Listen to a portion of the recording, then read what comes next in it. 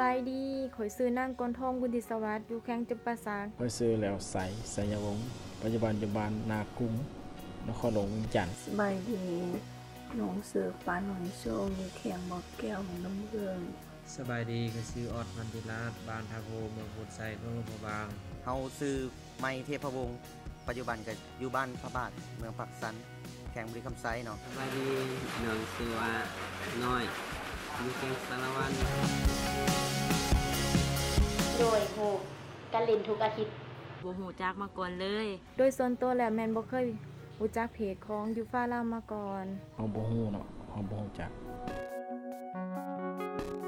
หมู่กดแชร์ไปให้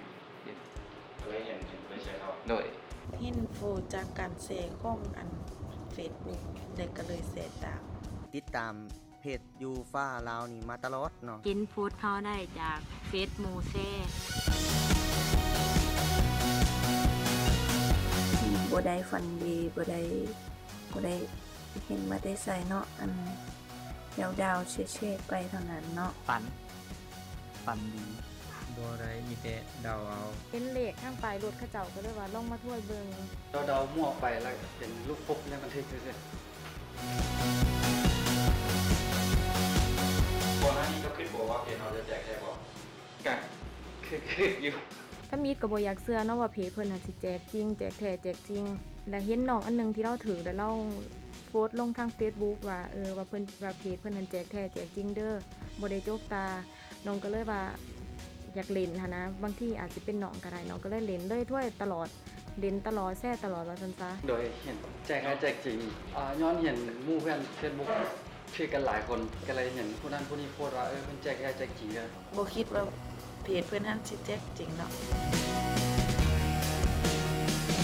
ปกติแล้วทั้งหมดได้2.8 ล้านและเที่ยวนี้คือกันหลายคนคือ12คนแล้วมาหารกันมันถึกคนละ230,000มันกีบเนาะ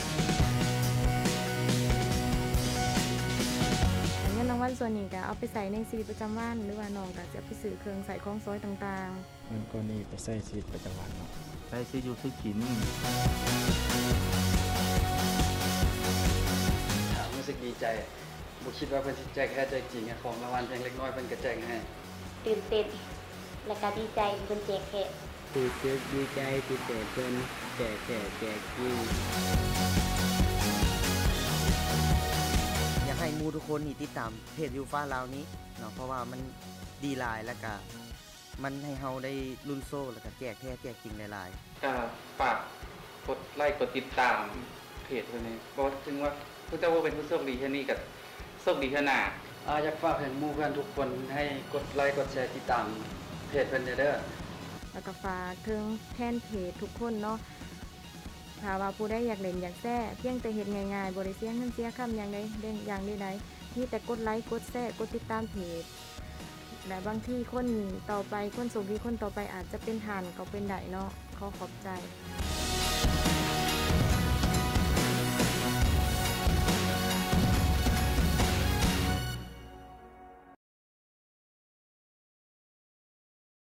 สบายดีนะผู้ชมสบายดีสบายดีสบายดีสบายดีได้ยินมาเนาะเช็คเสียงกันเนาะเช็คเสียงกันก่อนถ้าได้ยินแจ้งดีกด1ไม้เอาเลยนะเนาะเช็คเสียงกันก่อน1เนาะคือฟังแจ้งดี2คือเสียงยังค่อยอยู่รู้สึกว่าสาวๆแบบนั่งติดกันนึงดูอ้ายคือห่างๆเว้ยปิดแล้วขาเอียงเนาะขาตั้งวันนี้รู้สึกว่าจ่อเอาน้อยเนาะจออยากน้อยไปทันทีเลยเต็มจอเลย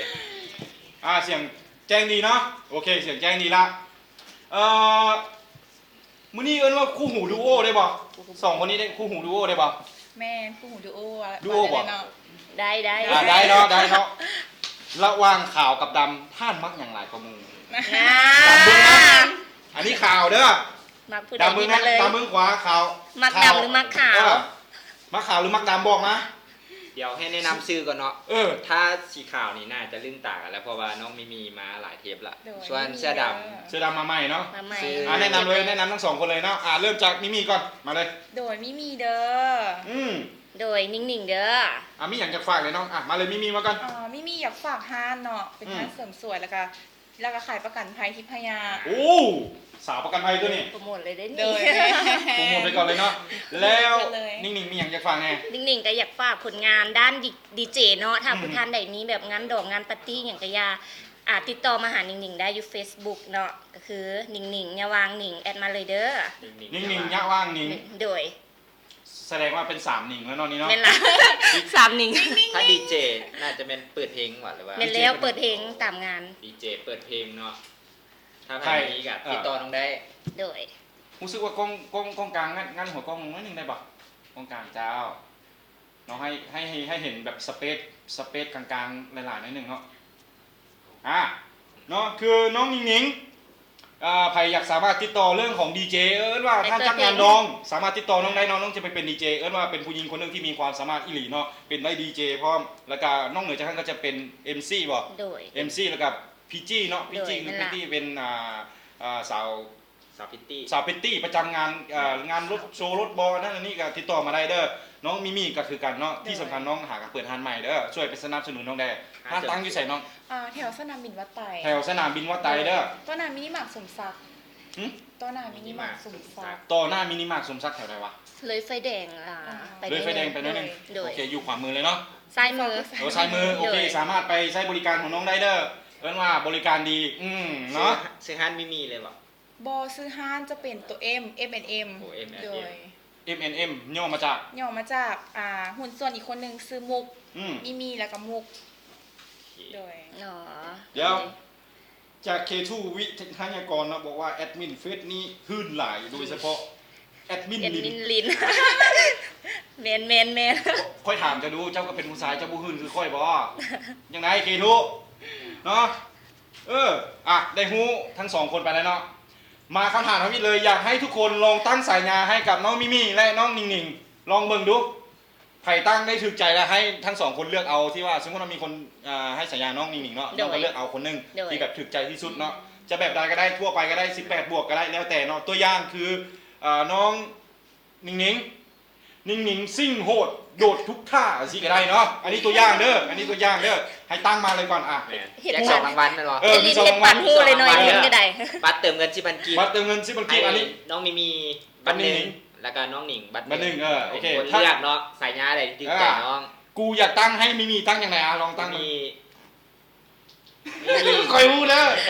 อยากต้องคิดกันเนาะตั้งมาเด้อเนาะให้สัญญาทั้ง2น้องคือน้องมิมี่และนิ่งๆจะตั้งยังไงโอ้บักแตงโมมาก่อนเลยให้ไผ่นี่หงซ่านเนาะให้ไผ่หงซ่านบักแตงโมนี่นะให้ไผ่เนาะโอ้บักแตงตั้งสัญญาแล้วพิมพ์สื่อใส่เนาะจึงสิฮู้ว่าตั้งให้ไผ่โอเคหรือว่าพิมพ์สีดำหรือสีขาวแบบซี่นะเป็นชื่อทางหน้าเนาะ ชื่อทางหน้าแบบมีแล้วก็ต่อด้วยสายยาน้องหรือว่าน้องหนิงต่อด้วยสายยาน้องจริงฮู้เลือกว่าสายญาตัวใดที่ตั้งให้น้องหรือว่าจะเขียนชื่อของน้องมาก่อนตัวอย่างน้องเอาเปลี่ยนคือโดดขึ้นโอเคน้องมิมี่ตัวอย่างเช่นมิมี่สีอ้วบนวดกำลังดีนี่สิก็ได้เนาะคิดในใจคิดว่าดูดจ้วบไปสายนวดเลยว่ะกูไปสายนวดแล้วจากนี้เขาบอกกูพื้นหลายอะไรให้ตั้งมาเด้อเนาะสบายดีกับ36คนที่เข้ามานิ่งๆการเลาะแยะว่ะแต่ว่าขอย้ำอีกบันนึงเนาะก็ชีเริ่มเล่นเกมก็คือขอให้กดไลค์กดแชร์แม่นะคือบอกขึ้นอีกบันนึงบอกขึ้นเลยว่ะนั้นกติกาขึ้นเลยบอกแท็บสีแดงเขียนอยู่บนเต็กนะขึ้นทั้งหัวนี่เด้อขึ้นทั้งหัวนี่เขาเจ้าจึงสีแดงกติกาง่ายๆเนาะก่อนเริ่มเล่นเกมก็คือแค่กดไลค์กดแชร์แล้วก็เข้ามาตั้งสายญาเลยมีโอบักแตงโมเนาะจากหงซ่านตั้งยังบ่ถูกใจบอกเลยว่าจังไดเนาะยังเถื่อมีตุนละล่าเนาะบอกว่ามีหุ่นดีน่าฮักมีนางพญานมยังบ่ใหญ่พอเนาะอันนี้ยังบ่ใหญ่พอบ่เว้นถึงใจแล้วนางพญานมคือบ่มีไผตั้งให้น้องนิ่งๆไงนี่ตั้งให้นิ่งๆเด้อมีอ้วบถึกสเปคคนหำเล็กโบไวจากแบงก์เกตสนาคำเนาะตั้งให้นิ่งๆเด้อมาแล้วฮัสดีเจที่เนาะบอกว่านิ่งๆฮักจริงอันนี้น่าจะบอกว่าลีลาเนาะลีลาเด็ดลีลาเด็ดเพิ่นอยากเขียนมาสั้นเนาะนิ่งน้อยห้อยลีลาคือ งสัยเราฮู้นี่นะ หนิงน้อยมันต้องพันลีลาแล้วนี่นะ หนิงน้อยห้อยลีลา อันนี้ตรงๆ เป็ เล น ย พั นะ นแล้วนี่นะ จากเอ็นป๊อปปี้บอกว่ามีคนนมใหญ่ ตรงเกินไปเนาะเอาแบบเป็นคำห้อยแบบให้เรียกว่าให้ เอาเป็นก่อน เป็นกรคล้ายๆให้มันคล่องกันนะ คล้องจ จ อ งหมดเนาะ แต่ว่าจะเล่นเกมเขาอยากให้กดแชร์กดไลค์ก็เนาะแล้วก็จึงมาเล่นเกมรวมกับพวกเฮาก ติกากดไลค์กดแชร์เปิดเป็นสาธารณะแล้วมาร่วมตอบคำถามกับเราเนาะ ง่ายๆเนาะ ทาง วัน เรา นี้ ถึ แจ ก ก ใจ เกิดอีก แจกเกิบแน่นอนมื้อนี้นะคนจะฮอดร้อยบ่ฮอดร้อยก็อย่าแต่แจกเกิบเด้อ จัดเลย เนาะ พอร้อยแจกเกิบแม่นบ่ บ่ฮอดกระแจก บ่ฮอดก็แจก แจก มีคนเคยเจอมาแล้วเนาะของดีของอย่างมื้อนี้ แต่ว่า จะเลือกเอาแต่2กล่องเอาบ่ เอา3กล้องคือเก่า 3กล่องกับมันยังมันเนาะได้เลยเนาะ เพราะว่ายังหลายคนยังได้เกือบแตะจากเจ้าอยู่ นิ่งๆซิ่งบ่ร้อยจริงบ่เว้านำปกติน้องหนิงนี่เคยขี่รถฮอดร้อยบ่ บ่ว่าจะเถื่อ ก็แสดงว่าเขาว่าถึงนิ่งๆซิ่งบ่ร้อยจริงบ่เว้านำ ปานินว่าเห็นเฮา ส บ่ งสัยเป็ เห็ น น ฮู้ เด้อ อะ ปา นะ นิน โอ้ยมักถามตลอดถามบัตรนำปานินนี่นะตาย ได้ แล้ว ปะ ตายตั้งแต่ไล่สดเตะบ้านมานะ ถามมาตลอดสบายดีแสงดาวี MS SX เนาะไอ้ท่าอยู่เด้อมื้อใดกลับมาลาวมาเข้ารายการให้อ้ายแน่เนาะซุยน้องซุยมีตัวน้อยห้อยท่านิ่งๆสวยและท่าหลาย เอาแบบ น้อยกว่านั้นเนาะ โหดนิดนึงนะคือแบบภูลินกับภูลินลีนมรณะชินา ได้หมดเนาะตั้งมาโลดเดี๋ยวนี้ให้ตั้งสัญญา2 สาวก่อนเนาะ ถ้าเป็นภูลิน นิ่ กับภูลิ ง น ๆนมหยุกล่องให้น้องก้องไอซีเสียบ ให้น้องกอง ให้น้องกองไอซีเสียบ ทางหลัง ขึ้นอยู่ โอ้คัก ดอน ของอ้ายคือขึ้นเท่านี้ โอ้41 ทางไหน เดี๋ยว เป็นบุกดอนเนาะ นิ่งๆแอลสวิงน้องเลือกเลยเด้อเพราะน้องอ่านไปโลดแล้วน้องเลือกเลยตัวถึงใจละให้เลยต้องเอาตอนถึงใจคักที่สุดเด้อ เนาะมันจริงไหม แฟรงกี้ นิ่ง มีที่หนึ่งเลย สบายดี บาร์บีคิว ดีมอน นี่เซ็กซี่ขยี้ ๆ ใจ น้อยร้อย5 นาทีโอ้นิ่งๆแอลสปริง เดี๋ยวสปิน แอลสปริง เกือบแต้ค่อยไปใส่ละดิ เซ็กซี่ใช้ในใจ ให้จักเทื่อ ฮะเกือบแต้ค่อยไปเอาไป จะบ่ให้จักเทื่อ เอาบินวะ มีทึกใจเหรอมี น้อยบ่ มีกระทึกใจเนี่ย เอาโมเมนต์วะ นิ่งๆฮักแท้แพ้เด็กน้อย เอา2กล่อง เอา2กล่องเนาะ เว้นว่าดุยสมาย ได้ ได้บอมีตัวทึก มี ใจ ก บอ ระทึกใจแล้วอ่ะ สาว เลย มีสาวนิง มีทึกใจแล้วอ่ะ ให้เดาว่าทึกใจตัวใด สีเลยมันพุตตี้แอนเบลเนาะเอาให้เขาเป็นเกือบที่แบบประทับใจของ วันนี้แจกบัตรเป็นบอ แม่แจกบัตร แจก บัตรเติมเงิน10,000กีบ2บัตรให้น้องมีบัตรหนึ่งเป็นคนแจกแล้วก็น้องหนิงบัตรหนึ่งโอเคเลิกแล้วมิด เบิ่งตัวนี้ได้บ่นี่ ตัวไหน อ่า ดีตัวไหนดี มีคนอวบพอดีมีราศีมักไป3-4เบิ่งแล้ว4 โอ้โห มีแต่เล็กสี่เนาะ คือคุณว่าน้องหมักสี่เนาะ อันได้แล้วอ่ะนิ่งได้เลยได้นี่ ได้แล้วเป็นบอล ได้แล้วอ่านเลยบอกเลยถ้าได้ก็บอก บอกก่อนว่าซื้อหยังแล้วก็อ่านมาเลยว่าสรุปกันนี่ เฟซบุ๊กซื้อแบงค์เกษนาค แบงค์กฤษณาคำ ำแล้วว่าเอ้ยโมเมนต์เนาะมีเนาะ ใส่ใจบุญจุใส่บุญจุ อิด อ่านผิด เป็นของมีมาซะ อยู่วันไหน ทั้งรุม ตัวนี้หว่ามีนะฮัก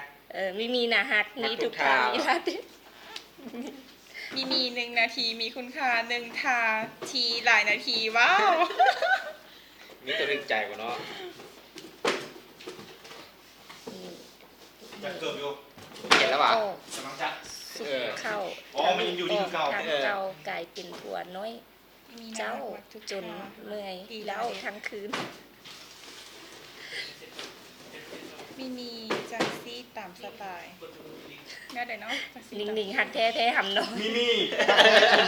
ไม่ยังไผ่ก่อน มีฮักแท้ฮักจริง เนาะตอนนี้กำลังอยู่ช่วงที่ตั้งสายงานมาให้กับ2น้องนี้เด้อคือน้องมิมี่และนิ่งหนิงอยากให้ท่านผู้ชมตั้งสายงานหรือว่าสโลแกนอย่างก็แล้วแต่เนาะที่มันคล่องๆฟังแล้วม่วนให้กับน้องนิ่งหนิงและมิมี่เนาะ18 บวกก็ได้ทั่วไปก็ได้ตั้งมาเลยเด้อ นิ่งฮักแท้แพ้ห่ำน้อยจัง สบายดีไอ้ใหญ่เฮาเนาะท่านสุมแพงกุศลีวงศ์ก็เข้ามาแล้วนี่โอ้ สบายดีไอ้แพง สบายดีทุกคน อย่าลืมเด้อกติกาของเราก็คือกดไลค์กดแชร์ก่อนเขาจะมาเล่นเกมเนาะ เดี๋ยวมีคนเลือกแล้ววันนี้ ยัง เนี่ยคือบ่ได้เนาะ เอาเบิ้งของไอ้กันเลยเนาะ ได้บ่นี่ จริงๆแล้วแอลกระเด็นเมื่อกี้ ยังบ่ คิดว่าเป็นของ มีคนติดใจหรอวะ เมื่อกี้นี่คิดว่าเป็นของหนิงซะเนาะ เดี๋ยวเป็นของมิมี เลือกมาเลยเด้อเลือกมาเลยเด้อพวกน้องเลือกมาคนที่ถูกใจที่สุดเด้อนิ่งๆแอลสปริงว่ะสดิ้งว่ะต้องเขียนบอกว่าสดิ้งเนาะ นิ่งอย่างนี้มิมีหน้าฮักมักทุกท่าลีลาเด็ด นั่นแหละ ถามว่า นั่น ทุ แห ก ละ ท่า นั่น ลี แหละ ลาเด็ดแท้บ่น้อง นั่นแหละ ให้ แม่นหลา สมมุติดู ใส่ มั มาก ไหน ทุกท่าลีลาเด็ด ได้ทุกท่าคือกัน ได้ทุกท่าคือกันเนาะมิ ได้ มี ทุกท่าคือกัน จากเบนวิละมนเนาะบอกว่ามิมี1 นาทีมีคุณค่า1 ท่ามีหลายนาทีว้าวใส่ว้าวอีก คือฮู้เนาะ ใส่ว้าวอีกคืออยู่กองเตียงนี่แหละเนาะ ยังมักฮักแท้แพ้หำน้อย ไม่ไหนนิ่งๆวะ มักอยู่ได้มักอยู่ได้เมื่อกี้นี้ มีไม่อย่าง อ๋อตัวนั้น ซี เห็นไหม เข้าซีแรงซีบ่มีแหงมือแรงซีใหม่ มักตัวนี้เด้อ เนาะ ถึกใจลิน เอ็นป๊อปปี้อ่ะไอ้ให้เนาะไอ้ให้รางวัลเจ้าเด้อ สีมีแฮงมือแรงสีใหม่ เดี๋ยวส่วน2 คนนี้กับเจ้าสิให้ไผกันแล้วแต่เนาะไอ้ขอให้เอ็นป๊อปปี้นี่มาเนาะ เอ็นป๊อปปี้ เพิ่นบอกว่ามีซีเศร้าซีแรง ซีมึงออกเสียงให้ดี ซี แน่ บ่กูอ่านซีอยู่แล้วมึงฟังจังไดเลข4เนาะเลข4เด้อ น้องก็ได้แล้วคือกัน ซีเศร้าซีแรงแต่ว่า บอกว่านี่ซีเศร้าซีแรงเลข4เด้อเลข4เด้อฟังนี้เด้อซีบ่มีแฮงซีใหม่จากเอ็นป๊อปปี้เด้อไอ้ให้เด้อ น้องไห่ดอนวิไลศักดิ์เด้อ ไม่ไป ดอนวิ ผม ไล ก็ได้ ศัก แช ดิ์ ร์ แน่ คนแรกก็แชร์ว่ะ เดี๋ยวขอแอดมินดึงตัวนี้ใหญ่ๆนิดนึงเนาะมันอยากน้อยโพดเขาเจ้าอาจจะอ่านบ่ออกดึงยังไงรถเกือบเต็มรถเนาะท่านผู้ชมก่อนสิมาตอบให้ท่านผู้ชมเขียนว่าฟังอ่านกติกาอยู่ทางนี้ก่อนว่ากดไลค์และแชร์เป็นสาธารณะเนาะแล้วร่วมเล่นเกมก็คือมาตอบคำถามกับเฮาเนาะหน้าท่านคือน้องป๊อปปี้นี่โบแชร์นี่เนาะเอาใหม่เนาะนิ่งๆมาเลยนิ่งๆแล้วไม่มีเลือกไผ ของน้องเลือกดอนวิไลศักดิ์ ว่าจังได มีนมมหาลัยมีแต่อันใหญ่ๆสายเลีย โอ้ ดอนวิไลซักเนาะ มักตัวนี้ดอนวิไลศักดิ์ ดอนวิไลซักเอาเบอร์ลงมาเด้อนิ่งๆเอาให้เด้อ มีเอาให้ เดี๋ยวพอดีเพิ่นว่า ไม่ยังกดแชร์แล้วดอนวิไลซักเจ้าแชร์แล้วนะ เลย มีแต่น้องเอ็นป๊อปปี้เนาะ เอ็นป๊อปปี้ มาสิให้อย่าบ่ได้แชร์เด้อน้อง ดอนวิไลศักดิ์ หนิงก็ได้ละเด้อ หนิง ซื้ออัน ได้แล้ว คำแพงซื้อคำแพงเพิ่นว่า คำแพงอย่างละอันนั้นมันครบไหมน้อง คำแพงมีแต่คำแพง ใส่ ซื้อ คำ เด้ แพง อ๋อคำแพงโอเคชื่อคำนามสกุลแพง เพิ่น เฮ้ย ว่า เก่งมากดิ หนิงๆน่ะหักนมกะใหญ่เพิ่นว่า นี่แหละ เอา คำถึกใจแฮง เนาะมีคำแพงกับดอนวิไลซักและเมื่อกี้มันไผให้ไผก่อน ให้ กับ ป๊อป เอ็น ปี้แต่ว่า ป๊อปปี้ เอ็นป๊อปปี้ เฮาแชร์แล้วได้แอดมินเช็คไมค์ดู แต่แช แชร์แล้วอ่ะโอเคแชร์แล้วให้เนาะเอ็นป๊อปปี้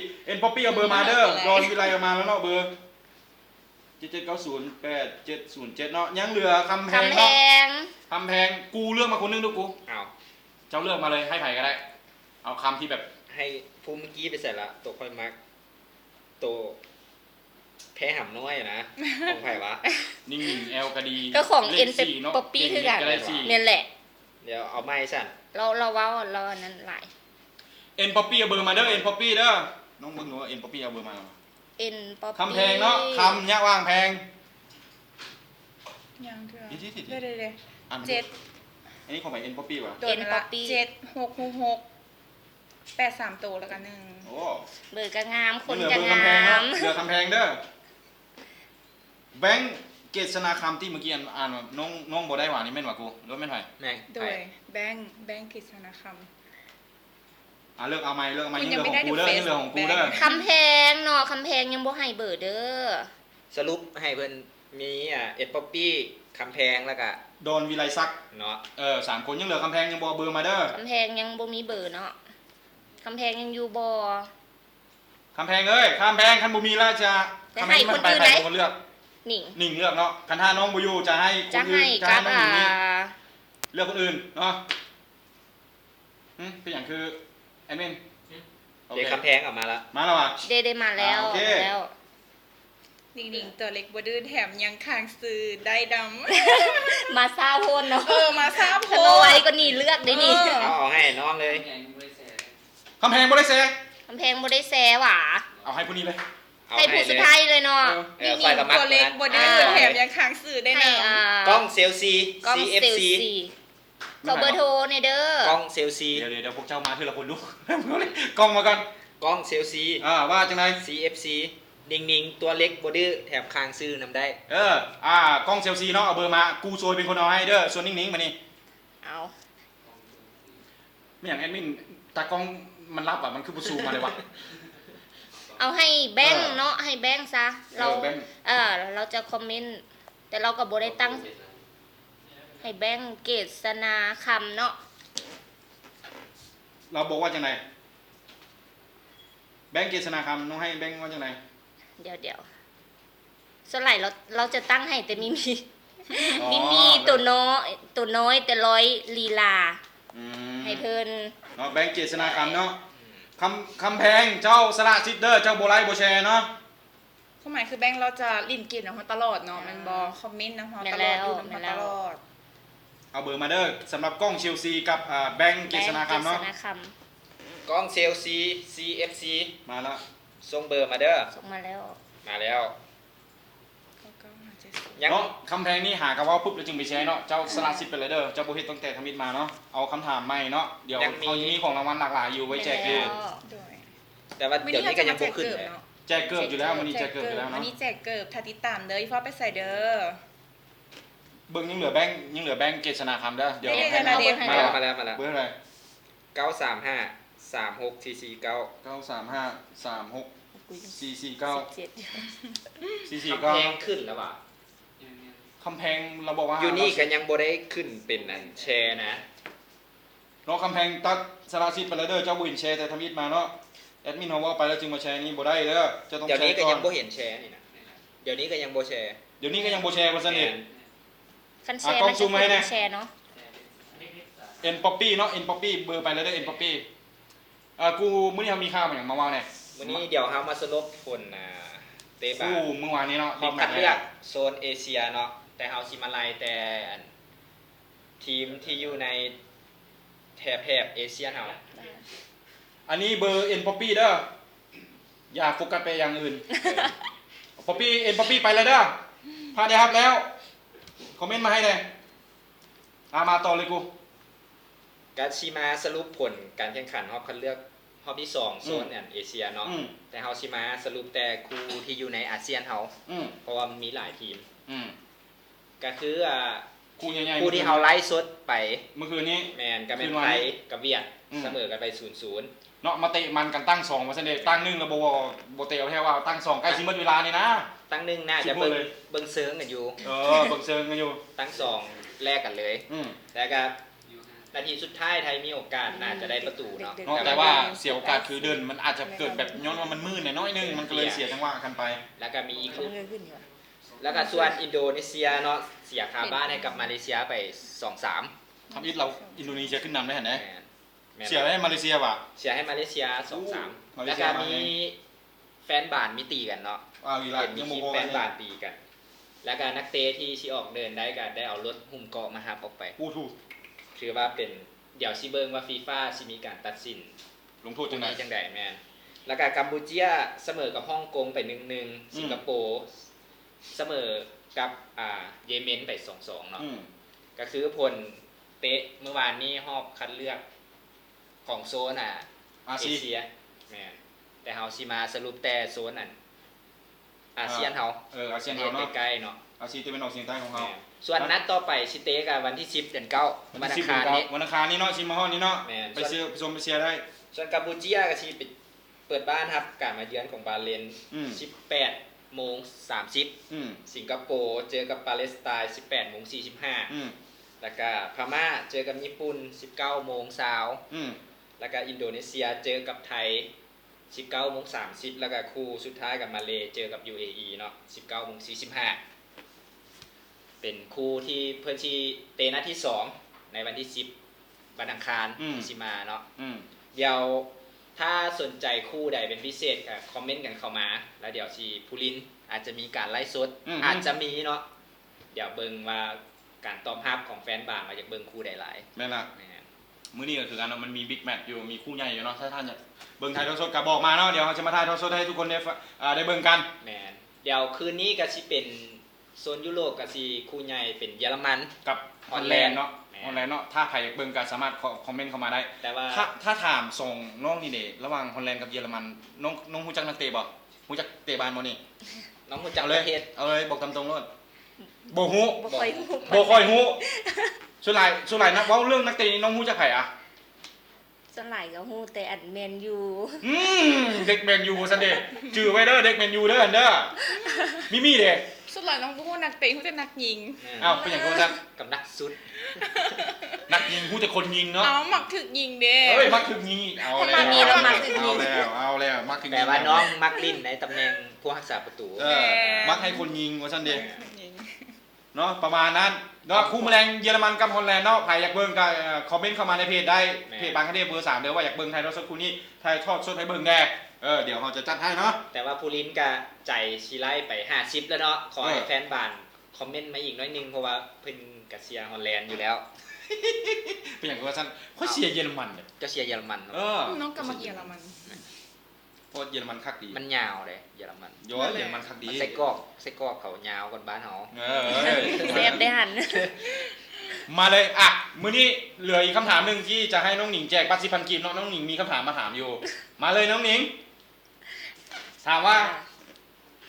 คำถามมีบ่นี่ มีเด้ไม่มีเด้ หนิงมีคำถามเนาะหนิงถามมาก่อน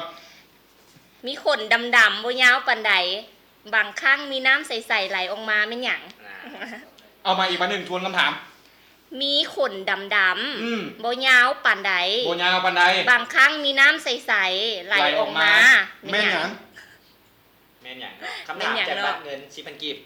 แจกบัตรเติมเงิน ของบางคนกันใหญ่ยาวเนาะ ของใครใหญ่ยาว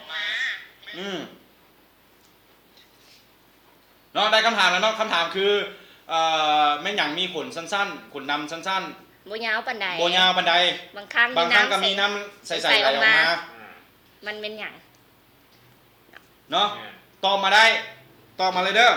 ตอบมาเลยเนาะ ขนตายังบ่ถึกเด้อน้ำตายังบ่ถึก น้ำตายังบ่ถึกเด้อ เอาคนตอบทวิตเนาะแม่นบ่นี่ ผู้ดังโดยมีคนตอบถึกแล้ว จากดุ้ยเนาะ ดุ้ยสมัยเนาะ ดุ้ยสมัยตอบถึกคนหมู่ ก็ เลยเด้อ ผู้ดังเนาะ เดี๋ยวให้แอดมินเบิร์มาได้กดไลค์กดแชร์บ่ ได้ไลค์ได้แชร์บ่เนาะ เปิดเป็นสาธารณะ อย่าลืมกติกาของเราเนาะก่อนที่เข้ามาลินเกมก็คือ ได้แล้ว กดไลค์กดแชร์ แชร์แล้วเนาะ กดไลค์กดแชร์แล้วเนาะ แชร์แล้วเดี๋ยวให้ ดุ้ยสมัยเอาเบอร์มาเด้อ ดุ้ยสมัยขอเบอร์โทรในเด้อ คำตอบก็คือ ผู้ดัง หมูดังเนาะ ย้อนหยังอธิบายเบิ่ง เอาแบบอันดังเฮามันก็มีขนข้างในเนาะเวลาเฮาเป็นหวันเฮาบ่สบายแบบซี่เฮาก็มีน้ำแบบน้ำมุกไหลออกมาประมาณนี้ โอเคเนาะนั่นก็คือรางวัลบัตร10,000จากสปอนเซอร์ผู้ใหญ่ใจดีขอขอบใจกับสปอนเซอร์เฮาก่อนดู เว็บไซต์ ufa-laos.com เนาะการเงินมั่นคงมีตัวตนเสื้อถือได้ แม่เนาะ ไลน์แอดยูฟาลาวทั้งหลังต้องมีตัว S เด้อ แม่เนาะไลน์แอดที่@yufa ลาวลาวต้องมี S ทางหลังเนาะถ้าท่านบ่ฮู้ท่านสังเกตได้หน้าจอเนาะเฮามีอยู่ด้านซ้ายเนาะเบิ่งสวยเด้ๆทั้งเบิ่งซ้ายด้านลุ่มเนาะ@yufa ลาวต้องมี S ทางหลังเด้อประมาณนั้นเนาะถ้าการเงินของสปอนเซอร์เฮาบ่มั่นคงคือสิบ่มีของรางวัลมาแจกประมาณนี้เนาะอีกจักหน่อยเฮาสิมาแจกเสื้อกับเกิบเด้อ ได้เบอร์โทรมาแล้วไอเดน 2,800,000 คนเบิ่งปลาโทรขอ แจก กับ อีก 300 บ่ไอริน แจกอีกบ่ น้องอยากถามท่านผู้ชมเนาะว่าท่านผู้ชมส่วนหลายมักกินกล้วยงาวไม่เป็นโค้งๆค่ะนะหรือว่ากล้วยแบบสี่เหลี่ยมมูจากบอมมันปิดติดตุ้ยใหญ่ๆนะเป็นสี่เหลี่ยมค่ะนะมันเป็นสมๆหน่อยนึงนะมันกล้วยนั่นน่ะไอ้ กล้วยหยัง น้องพูดว่าเขาจะเอิ้นกล้วยหยังผู้เจ้าน้องมักกิน กล้วยน้อยๆหั่นล่ะ บ่น้อยมันเป็นใหญ่ๆปุ้มๆหน่วยแล้วเขาเอิ้นมากล้วยสี่เหลี่ยมบ่ที่เขาจะมาเอาไปจีไฟค่ะนะเป็นสมๆหน่อยนึงอะนะไผฮู้แน่ กล้วยหยัง จี กล้วยจีว่ะ มันเป็นกล้วยจี กล้วยน้ มันเป็นหน่วยใหญ่ๆปุ้มๆมันซ้ำนี้ดอกเขาจะเอิ้นกล้วยสี่เหลี่ยมบ่เขาจะเอิ้นกล้วยอีหยังส่วนใหญ่จะบ่ค่อยมีขายบ่แม่นส่วนใหญ่เขาจะบ่ค่อยมีขายดอก อ๋อ แล้วมันเป็นกล้วยอย่างไรเดี๋ยวนี้ไอ้ยังบ่เข้าใจ มัน เล เป็ ย น เนี่ย กล้วยมันเป็นกล้วย กล้วยอย่างไร กล้วยเป็นสี่เหลี่ยม กล้วยสี่เหลี่ยมมันใหญ่มันตุ้ มาแต่ใส่ ย วะกล้วยสี่เหลี่ยมนี่เริ่มงง กล้วยที่ แตกเลย ๆ กับกล้วยเงามันจะเป็นโค้งๆค่ะนะ ถ้ากล้วยสีดำนี่งูอยู่ เดี๋ยวออดดี้บอกว่าอันที่กล้วยเว้ามันนี่เป็นกล้วยไอรินว่าซั่นเด้ อย่ามั่วไหมน้อง กล้วยไอรินเป็นกล้วยไข่เด้อก ล้วยไอ้กล้วยไข่กล้วยกูซอยเพิ่นเด้อกล้วยสี่เหลี่ยมน่ะ กล้วย กล้วย ปิ้ง กบ ว่ะ บ่แม่นติกล้วยน้ำว้าบ่แม่นเด้อกล้วยน้ำว้าบ่แม่นเด้อ น้องมูว่ากล้วยอย่างนอกเลยอยากถามว่าคุณส่วนไหนก็จะมากินกล้วยอย่างแล้วว่าก ล้วยงาม กล้วยเงามันเป็นโค้งๆใหญ่ๆยาวๆกับกล้วยแบบสั้นๆปอมๆสินะ เอาง่ายๆคือถามคนอื่นถามน้อง ถามคนอื่น ถาม ถาม ท่าน น้อง ผู้ชมคำตอบเลยถึงใจน้องจาและน้องแจก โอเค ถาม กล้วย น้อง ฝ จะ รั่งกล้วยอังกฤษ เอาไปดูคำถามยังเริ่มงงกับคำถาม คำถามว่าจะถามน่าจะถามว่า ให้ท่านผู้ชมทายมาเบิ่งว่าน้องมี มักกินหยัง กิน มักกล้วย ระ ใด หว่างกล้วยเงากับกล้วยอันปุ้ม กับกล้วยปุ้มๆสี่เหลี่ยมแล้วให้เหตุผลมาพร้อมว่าย้อนหยัง กล้วยยาวหรือกล้วยใหญ่ มักกินกล้วยยาวย้อนว่า มันมีกล้วยสองประเภทเนาะ กล้วยยาวกับกล้วยใหญ่ กล้วยยาวๆนี่มันจะเป็นโค้งๆเนาะกับ กิน กล้ แล้ว วย อิ่มดีประมาณนี้ได้ กับกล้วยซื่อๆแล้วมันเป็นตุ้ยๆป้อมๆแบบเต็มๆหั่นนะ ลองทายกันครับมาเบิ่งว่าน้องมีมักกิน กล้วยแบบใด กล้วยประเภทใด เนาะแล้วบอกเหตุผลเพราะผลเด้อ แจกบัตร มีคนบอกว่าเป็นกล้วยรัสเซียมาจากไหน กล้วยส้ม มาเด้อกล้วยตุปูดยังโมแม่นเนาะบอกมาเด้อว่ามีมักกินมากล้วยใดแล้วย้อนหยัง กล้วยสร้างก็มีเด้อไอริน กล้วยหยังก็ กล้วยสร้าง มาแต่ใส่ มีมักกล้วยสร้าง คำถามนี้เฮาบ่ได้ลามกเด้อเพราะว่าน้องมีจะเป็นคนที่มักออกกำลังกายมักกินมักไม้แล้วก็เลยอยากถามว่าน้องมีมักกินมักไม้ที่สนิทกล้วยอ่ะนะเป็นแบบยาวบ่หรือว่าแบบใหญ่ประมาณนั้นเนาะแล้วพร้อมบอกว่าเหตุผลย้อนหยัง แม่น ยาวแบบ อยากคิด โค้ เด้ ง อ ๆเล เด้อ ยใหญ่ อาตีบอกว่ากล้วยงาวย้อนว่ามันยาวดีได้อม เอาได้ก็อมได้ตัว มากล้วยได้ก็อมเดี๋ยวสัญญาก่อนว่ามาที่หน้าจะซื้อมากล้วยไม่กินแล้วอมให้เบิ่งได้ สัญญาสิกินให้เบิ่งต้องตอบไปถึงก่อนว่าน้องมากินกล้วยอย่างพร้อมด้วยเหตุผล กล้วยไข่บ่แม่เนาะกล้วยไข่ตอบมาเนาะว่ามีมักกินกล้วยอย่างเด้อ ขอเหตุผลเนาะถ้าเหตุผลค่อยก็คือมักกินกล้วยยาวมันน้องมีกินเพราะว่ากินน้อยเดียวก็อิ่มแล้วสินะ ถ้าเป็นน้องหนิงเนี่ยน้องหนิงสิเลือกกินกล้วยอะไร กล้วยอย่าง น้องหนิงมากินกะแลม น้องหนิงมันแบบชุดฟวดฟาดแบบนี้เลยเนาะแบบมันต้องแบบสปีดเลยว่าซะเนี่ย ทันเอาได้ก่อน สงสัยกล้วยสี่เหลี่ยมเพิ่นว่าเต็มปากเต็มคำ จากแฟรงกี้เมื่อกี้ขึ้นมาแล้วนี่แฟรงกี้บอกว่ากล้วยงาวย้อนมันโค้งมันยาวและมันมีประโยชน์หลายกว่ากล้วยอื่น ยังไม่อยากเสลยให้คอมเมนต์กันเข้ามาเรื่อยๆก่อนเนาะ กินบ่ได้ กล้วยน้ำหอมกล้วยยาวน้อยยาวจะถึงใจแบบใหญ่ย้อนมันเต็มดีเวลาสีจะเสียวเวลาใส่ปากเนาะน่าจะเสียวฟันเวลาสีจะเสียว ต้องมานั่ง กล้วยงามันมีวิตามินช่วยผิว ต้องมานั่งแก้ เดี๋ยวจะเซ็นเซอร์อะไรละกล้วยยาเพราะว่ามันได้กินดนโอ้ หนิงตอบว่ากินกล้วยดำเอ็มป๊อปปี้บอกว่าหนิงต้องบอกว่ากินกล้วยดำมาจะใส่ละกล้วยดำมาเนี่ย อาจจะเป็นกล้วยจีแล้วมันไหม แม่จีแล้วมันไหม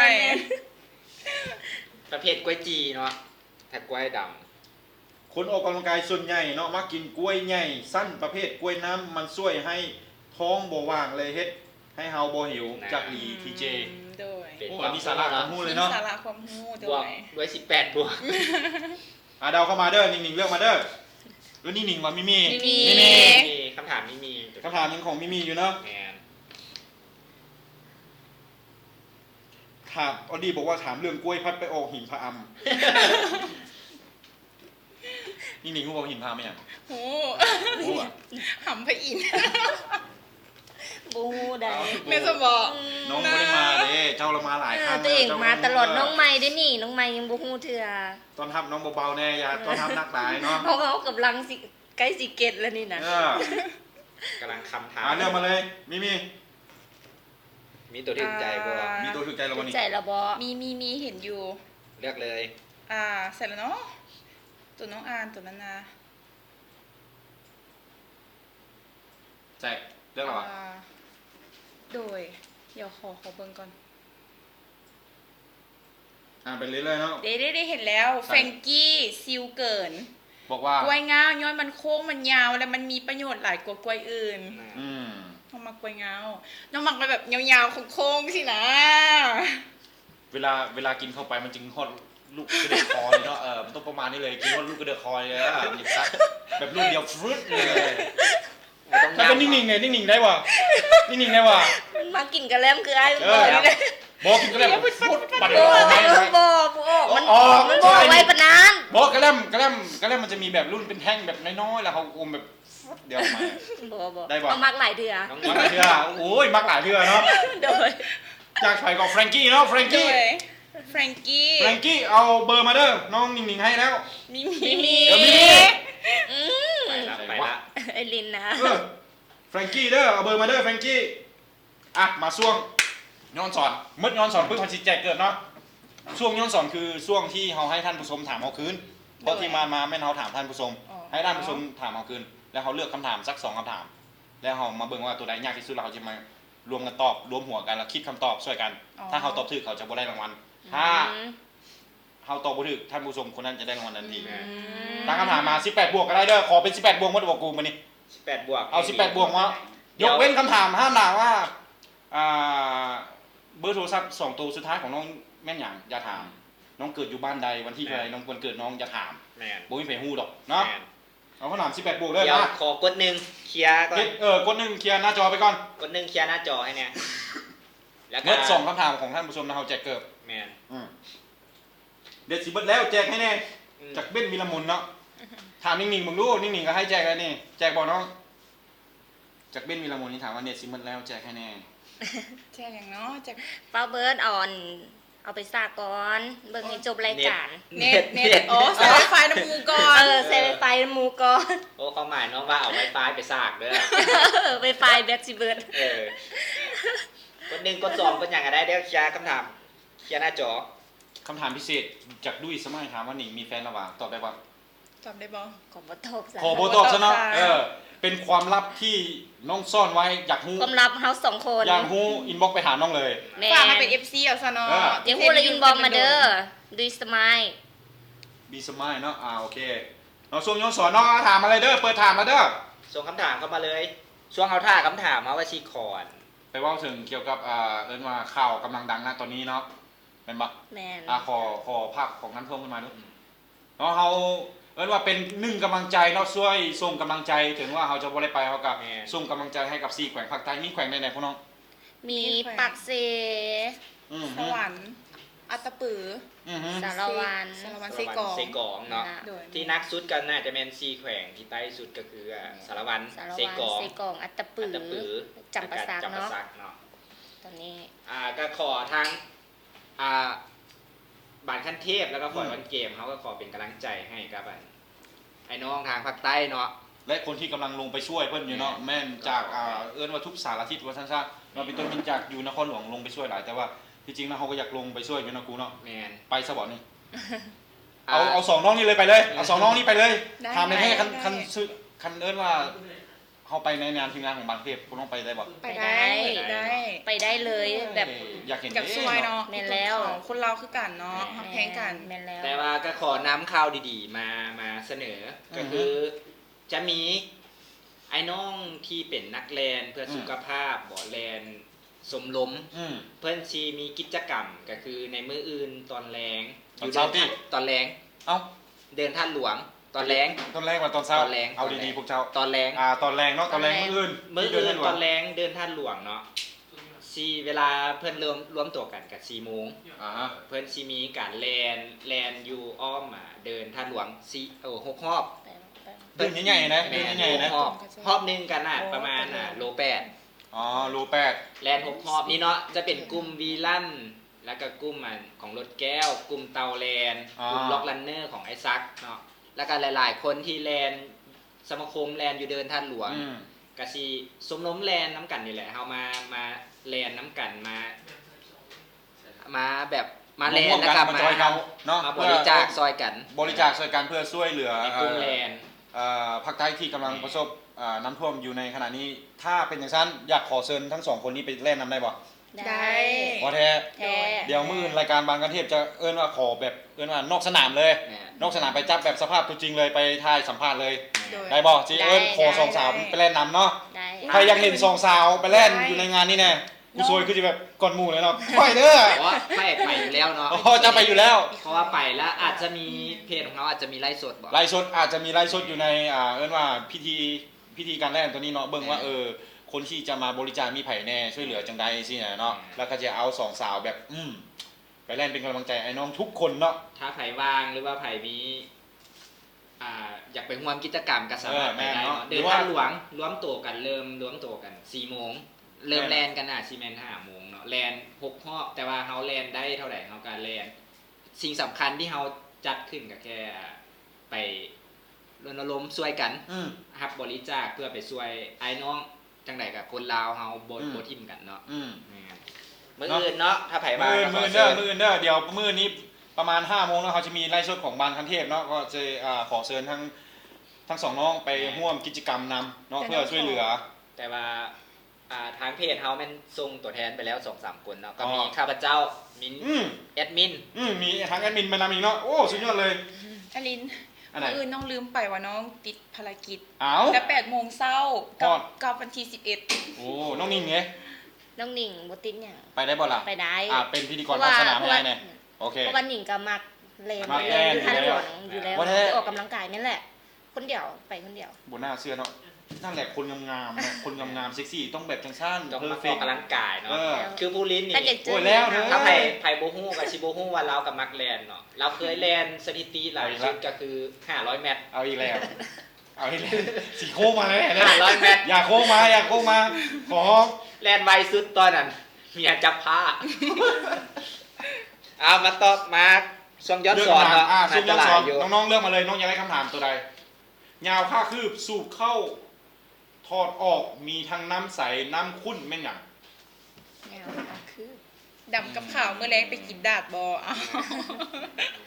ไม่เลยล่ะ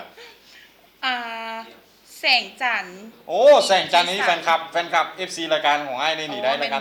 แสงจันทร์อินทศรหิวข้าวบ่นิ่ง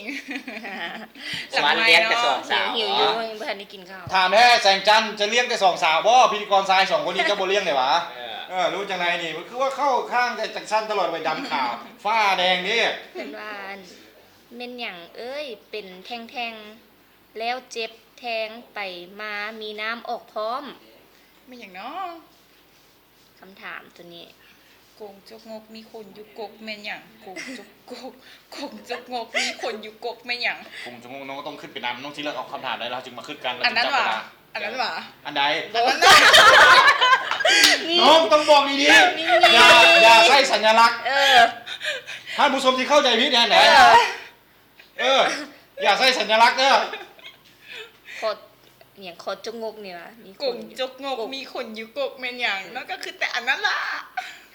นี่แหละบ่เข้าใจส่วนหลายผู้หญิงน้องเว้าหยังมาปุ๊บอันนั้นนะลองเขียนดูมันเป็นอะไรก่อนแต้มฮู้มาเบิ่งดูแต้มฮู้มาเบิ่งแต้มฮู้มาเบิ่งเนาะเป็นวิชาแต้มฮู้เลยว่ะมันสิดีว่ะอ้ายลองเบิ่งมันเป็นเอาบริบิดเนาะเขาถามมาก็ลองแล้วเป็นจินตนาการเป็นแนวคิดของน้องมิมี่กับนิ่งๆเนาะนิ่งๆได้สิคิดว่าจังได๋จกงกมีคนอยู่กกแม่นหยังน้องก็เขียนตามเขาเจ้าใบมาคำถาม2 มือสดมีคน เดี๋ยวโดนวิไลชักถามว่าเดี๋ยวไม่อยากบอกคำถามคืออยากบอก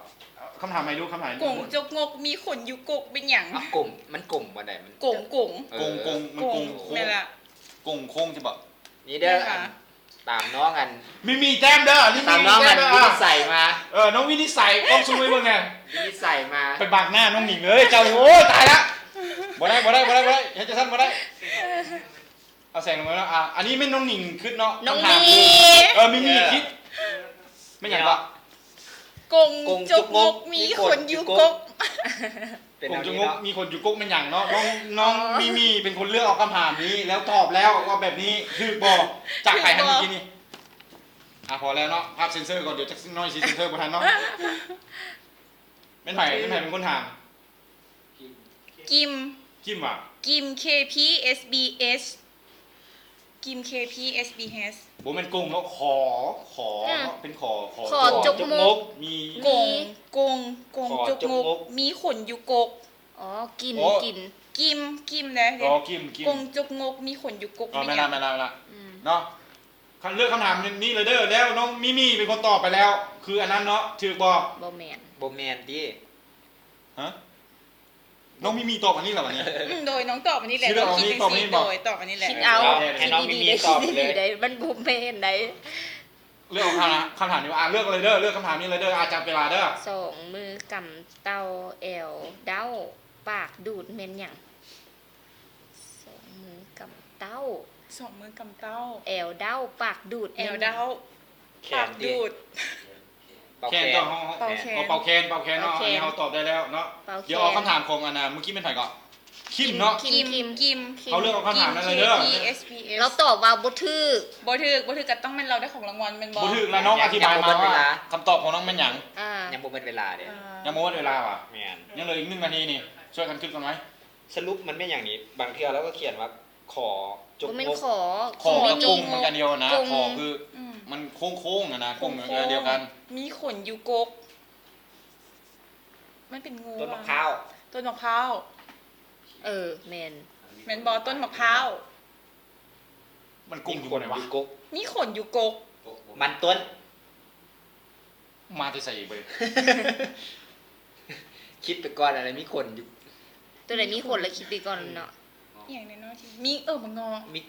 มันงอ มันเงาะ มันงอมีขนมันงอซะบอกมันบ่มีคอมันงอ ไว้เหลยอีก30 วินิ่งๆคิดใช่เลยไว้ เขาคิดแล้ว น้องใหม่ต้องรับผิด จุกมก ภาระหน้าที่นี้ไป มีขนอยู่กกแม่นหยังมีขนอยู่กก แอดมิน ขนอยู่กก แอดมินยอมละบัดนี้ จุกมกงก ขึ้น มีขนอยู่กกแม่นหยัง ยอมป่ะแอดมินยอมกับมันบ่ แม่นั่น จ้ะ สลี สลี สลี เบิดเวลาเลือกคำตอบ สาลี สาลี คำตอบสาลีถือบ่น้องคิม กิมเนาะกิมเนาะ เอากิมซะ คำตอบคือสาลีถือบ่ สาลี สลีถึกบอกกิม กิมเอ้ย อยู่บ่เนาะ ฮัลโหล สงสัยเพิ่น แฟรงกี้บอกว่าคำตอบคือเขางัวเขาควาย แม่นอีหลีเนาะ กงจงก มีเขาอยู่กกบ่มีคนมีค คน น อ อยู่ ยู่ ก ก ก ก เป็นหยัง ขนอยู่กกบ่ไหน จะรวดอย่างแนมบนเลย แล้วจะรวดอะไรมันจีแนมเห็นนะน้องเอาดิบอบ่เฉลยเลย เฉลยมาเลยกิม ถึกแล้วสาลีบ่แม่นเราตอบ เราว่าบ่ คิมตอบมาเลยคำตอบน้องเป็นหยัง พร้อมคำอธิบาย พร้อมคำอธิบายเด้อ บ่ถึกมินกินทุเรียนมินกินทุเรียน คิมตอบมาแม่คิมถ้าคำตอบนำน้องอยู่นี่คิมเอ้ย ลุ้นมันคืออีหยัง ทั้งกำทั้งกดทั้งถอดทั้งแทงไม่หยัง เขาบอกทั้งกำทั้งกอดทั้งถอดทั้งแทง เขางัวเขาควายแท้ เขางัวเขาควาย ไม่เห็นว่า สา จรวด ลี วิสาย สาลี เราว่าคำตอบคือเขางัวเขาควายเราว่า คิมบอกว่า แม่นแล้ว อธิบายเหตุผลมันไหมน้อง บนใดมันอันมีขน ตอนนี้หนิงอยากรู้ว่าบนใดมันมีขนเนาะ เอ้า หัวเขามันมีขน แม่นว่ะ ก็แม่นแล้วมันก็มีขนงัวมันก็มีขนอยู่แล้วตามตัวมันควายงัวควายแม่นบ่ คำตอบคือเขางัวเขาควายเนาะคือแอดมินเขาตอบบ่ถูกสรุปคือคำตอบคือเขางัวเขาควายเนาะน้องอะไรก่อนคิม กิม เอาเบอร์มาเด้อเจ้าได้บัตร3,000ไปเลยเด้อ กิม เพ KPSBS ราะเขางัวเขาควายมันขอแล้วก็มีขนอยู่ที่หัว เขางัวเขาควายมันขอและมีขนอยู่ที่หัวโอเคเจ้าได้บัตร3,000ไปเลยเด้อเดี๋ยวแอดมินขอคำถามตัวต่อไปเลยแอดมินคำถามคำถามหูมันนะมี3 เกมต่อมาเลยคิมเอาเบอร์มาเด้อเดี๋ยวเจ้าได้บัตร3,000ไปแล้ว4 เกมมั้งนะ โอ้สุดยอดหลายพวกเจ้านี่มาขึ้นมากันเลยเขาจะมีเกมให้กับท่านผู้ชมมาเบิ่งว่าฮูปอยู่ในนี้มันแม่นอีหยังเนาะสมมุติว่ามันมีอาจจะจับผิดฮูปบ่หรือว่าทายชื่อนักเตะแม่นไผสินะขึ้นมาเลยอันนี้ ตัวนี้แจกบัตร10,000กีบอย่างบอก อยากถามว่ามีจุดต่างกันจากจุดในฮูป2ฮูปนี้ หมายว่าจับผิดภาพนะจับผิดภาพว่ามันมีจุดต่างกันจากบอลคุณลองเบิ่งว่ามันมีต่างกันจากบอลไหมงงเลยเนาะไกลกว่านี้บ่เห็นเลย ฮัลโหลบ่เห็นเดเขาเบิ่งเนี่ย ซูมในโทรศัพท์ได้ป่ะ เม็ดสหาย แล้วตัวนี้รางวัลเขาคืออย่างไอริน รางวัลคือบัตร2,000เด้อ บัตร2,000เด้อตัวนี้น่ะ ค่อยเห็น2บอลแล้ว ป้าจนแหนมเห็นมัน เห็น ให้ตอบมาเด้อว่ามีจักจุด คือเขาซูมอะไรนะซูมอะไร ซูมบ่ได้แหนมบ่เห็นนะ เนาะเบิ่งได้เนาะเอาใหญ่ๆเลย ตอบมาว่ามีจักบอลคือบอลใดแน่เฮาสิเลือกคนที่ตอบไวที่สุดแล้วก็บัตรเติมเงิน10,000กีบ 20,000 บัตรเติมเงิน โอ้แม่นไอ้กูเป็นหลักเปิงมาแล้วบอก บ่มัวเด้อบ่มัวจากอันนี้ใส่ก่อนแฟรงกี้น้องซูมใหญ่ๆเนาะน้องต้องเปิดเป็นรูปขวางนะน้องจึงเห็นกว้าง ถ้าตอบขอให้ตอบในคำตอบเดียวเด้อบ่แม่นว่าเห็น เจ้าสิมาตอบ1.2.3.4.4สิมันกระถึงแล้วเว้ย บ่คือว่าสมมุติเห็นอยู่ผมเห็นอยู่กาเห็นอยู่หยังไม่หยังสินะเป็นเทื่อละอันมาจังซี่เฮาสิบ่นับเด้อขอให้ตอบเบิ่งแล้วก็ขอให้ตอบว่ามี3จุดคืออยู่บนนั้นบ่ให้ตอบ มีจักจุดแล้วก็สรุปกันพร้อมเนาะแม่นบ่ว่าเห็นอยู่จุดใด คุณน้องคิดว่ามี อย่าลืมกติกาเด้อก่อนที่เข้ามาเล่นเกมต้องเข้าไปกดไลค์กดแชร์เนาะแล้วจึงมาร่วมเล่นเกมย่านแบบพลาดกันคือแต่ละเทื่อเนาะตลอดเดี๋ยวคนตอบถูกก็อาจจะเสียสิทธิ์ถ้าบ่ได้กดไลค์กดแชร์ก่อนเล่นเกมง่ายๆเนาะกติกาแค่กดไลค์กดแชร์แล้วก็เข้ามาตอบเพื่อครับบัตรเติมเงินจากพวกเขาเดี๋ยวต่อไปยังสิมีแจกเกือบจุดเดียวโลโก้ เหมือนคำถามนี้เด้อ จุดเดียวโลโก้เนาะก่อนอื่นมันก็ต้องขอบใจสำหรับสปอนเซอร์ผู้ใหญ่ใจดีเฮาคือเว็บไซต์ ufa-laos.com เนาะการเงินมันคงมีตัวตนเสื้อถือได้ไลน์แอด ufa-laos ทั้งหลังต้องมีตัว S นำเด้อทั้งหลังต้องมีตัว S เนาะทีนี้เฮาบ่โปรโมทกลุ่มลับเฮาไผ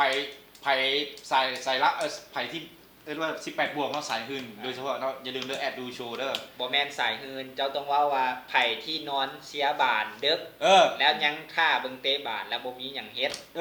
ก็เข้ามาในกลุ่มเฮาได้โอ้ยตรงๆเลยเป็นหยังกูโอ้ยกูใหม่มั้ยตรงๆรวดเนาะได้เฮือนนั่นเข้ามารถคือน่ะเนาะน้องๆรอท่าอยู่เนาะแม่นว่าประมาณเกือบ10กว่าคนเลยนะโอ้ยนิ่งๆกับนั้นก็ได้เบิ่งแล้วตัวเมื่อกี้นี่โดยเบิ่งแล้วเนาะแอดดูโชว์เนาะแอดเลยมาเลยนะแอดเลยสุดยอดของสุดยอดใส่คืนเลยเนาะยั่วๆรถนมใหญ่ๆก้นเป็นก้นก้นเด็กน้อยโอเคคำตอบหัวนมสีชมพูคำตอบมีเท่าไหร่บ้างฮะเขียนคำตอบมั้ยเนี่ยคำตอบอะไรคำตอบบ่ฮู้เลยนี่คำตอบคือเท่านี้จุดโอเคกูก็เห็นแต่ยังบ่มีไผถูกเธอเด้อส่งให้หน่อยมีแต่คนตอบท่านจุดแล้วจุดบอกว่าจะ1.2 จุดส่วนไหนมีแต่ 1.2 จุด 1.2 น่าจะกาย2จุดกาย2เด้อใบให้เลยว่ากาย3ขึ้นไปเนาะมีแต่ว่าให้ท่านผู้ชมเบิ่งตื่มว่าอยู่บ่อนใดบ่อนใดกาย3เด้อกาย3เด้อค่อยเห็นที่2แล้วนี่เบิ่นเอาคำถามมาย่างๆพวกเจ้าสิว่าอย่างนั้นเหมือนกัน3เห็นแล้ววันที่3ค่อยก็เห็นแล้วกาย3เนาะกาย3ไผก็บอกว่าเด้ยบอล1โลโก้มันปิ้นกันถึกแล้วเด้อบอล1โลโก้มันปิ้นกันถึกแล้วเนาะ3ค่อยเห็น3แล้วนี่เห็น2จุดยังบ่แม่นเด้อ2จุดน่ะลายก้อน3บอกขอใบ้ไว้เลย4จุดยังบ่แม่นเด้อน้องเขาเจ้าก็น้องไล่ไปยังซั่นเขาเจ้าก็ตอบขึ้นไปเรื่อยๆเลยน้องอีมันไล่ซั่นเขาก็ตอบเลยเนาะแต่ว่าต้องบอกมาพร้อมเด้อว่าจุดใดแน่บ่แม่นว่าน้องหนิงบอกว่า1บ่ดื้อขึ้นไป2ขึ้นไป3ขึ้นไป4เนาะตอนนี้เห็น3แล้วนี่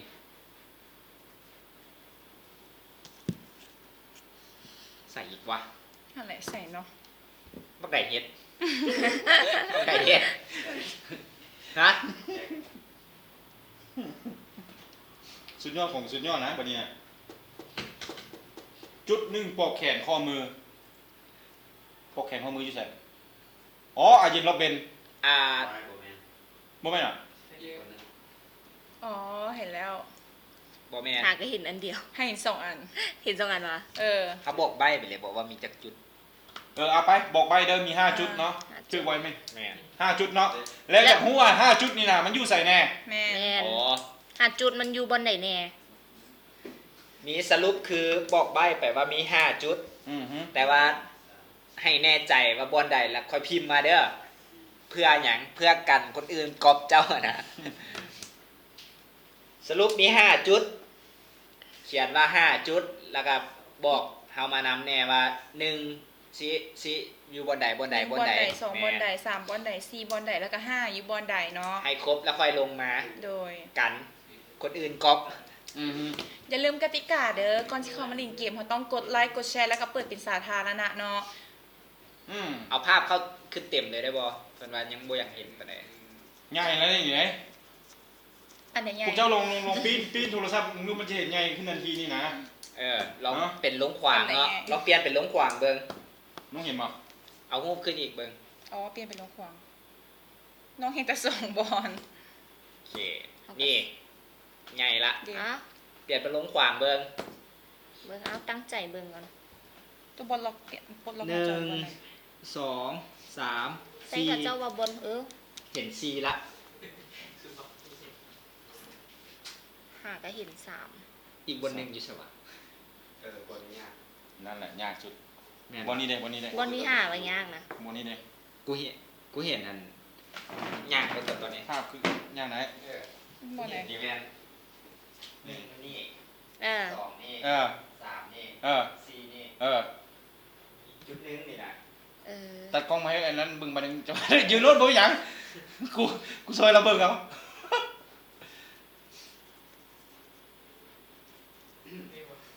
กูซอยเข้าไปเบิ่งเนาะภาพนี่เนาะ 5 จุดเด้อ5 จุดเด้อมีคนถึงวันนี้ฮะ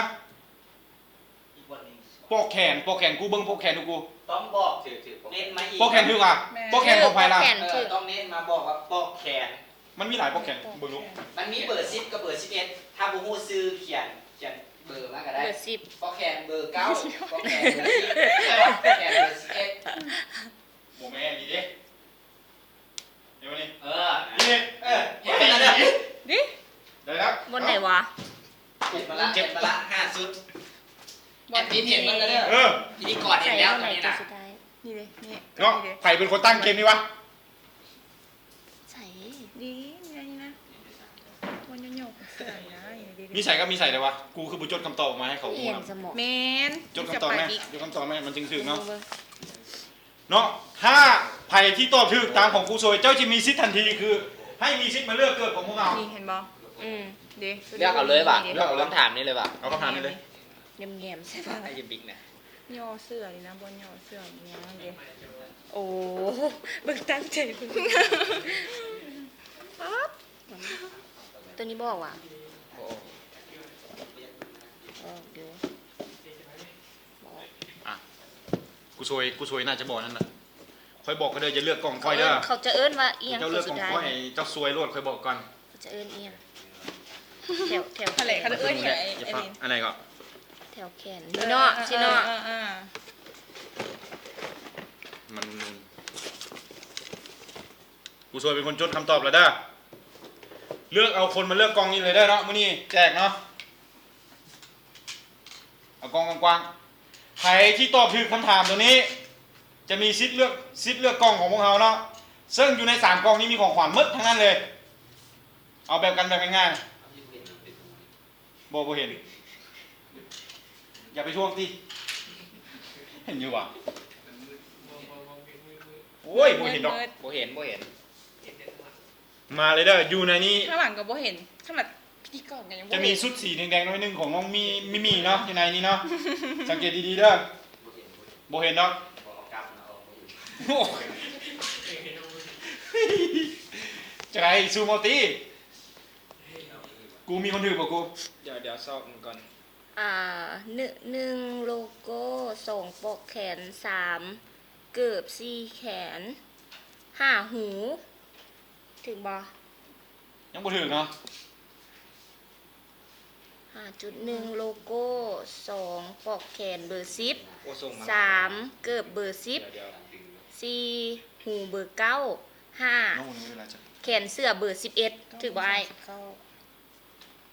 ถึงบ่เท่า ไผ่ กล้องเซลซี อันนั้นมันจะทำอิดแล้วมันบอกเดี๋ยวชิไลแต่เทิงลงมาเบิ่งโลโก้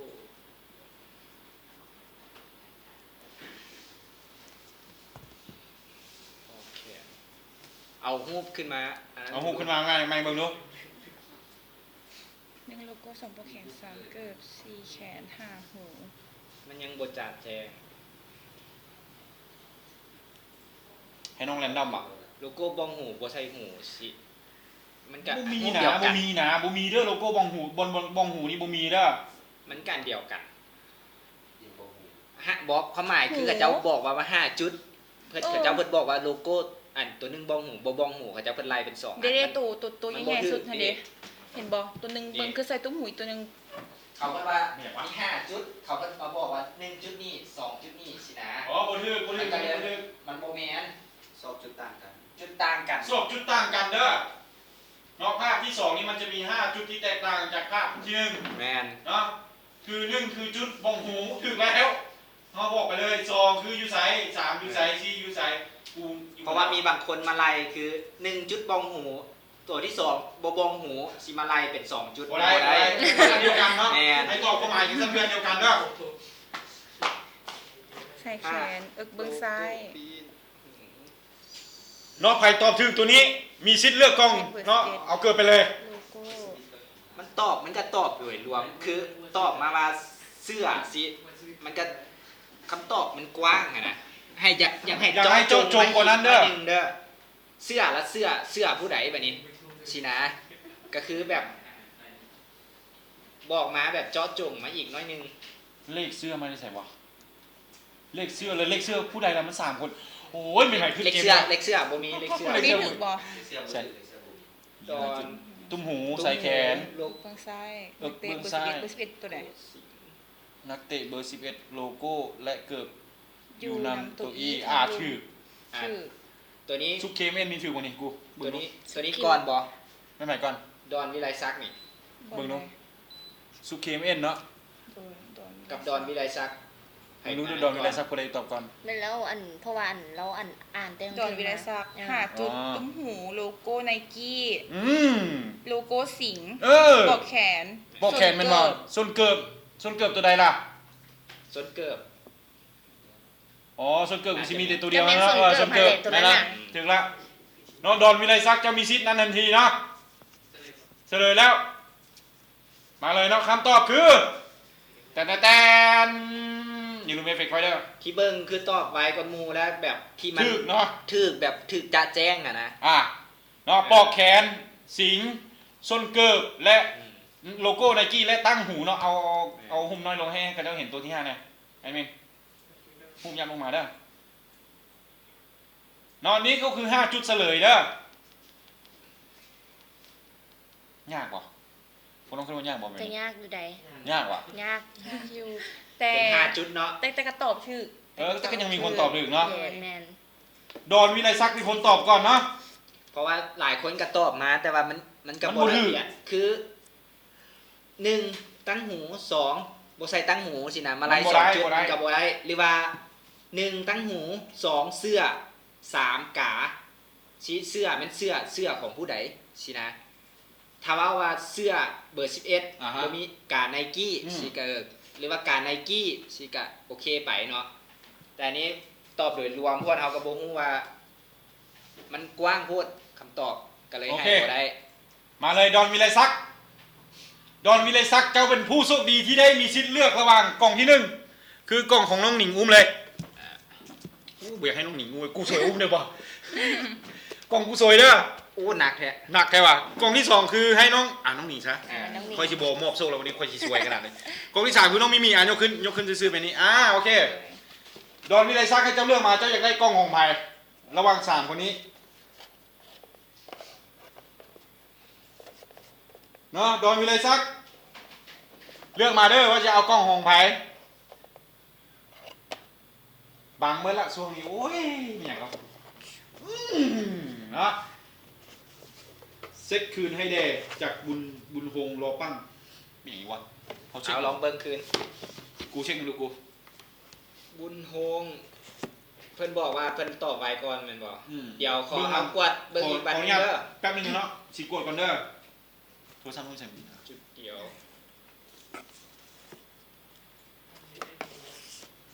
นี่แหละเวลาเลือกแล้วปุ๊บแล้วมีอย่าง2 จุด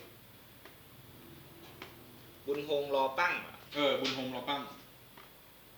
จำไม่อย่างก่อนที่ตอบดอนว่ะดอนวิไลซักนี่ถูกแล้วเนาะแต่ว่าเราบุญโฮงรอปั้งบอกว่าตอบก่อนมูเช็คให้แน่บุญโฮง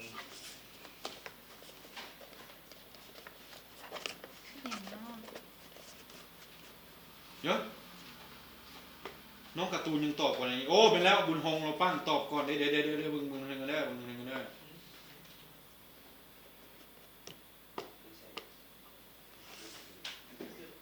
เอาไปเอามาแม่นแฟรงกี้ใช่ไหมนี่แหละเขาเห็นแฟรงกี้กันงูเลยนี่เดี๋ยวบึงกันมี5 บ่อนทั้งหูเดี๋ยวบึงกันเด้อเดี๋ยวเขาสิยังขึ้นไปเรื่อยๆเนาะเดี๋ยวนี้ยังกดสอบอยู่เนาะมีคนท่วงมาว่าทั้งหูแอดมินกดให้ในไผ่ตอบกันหมู่เอ้าแล้วออกอย่างซุป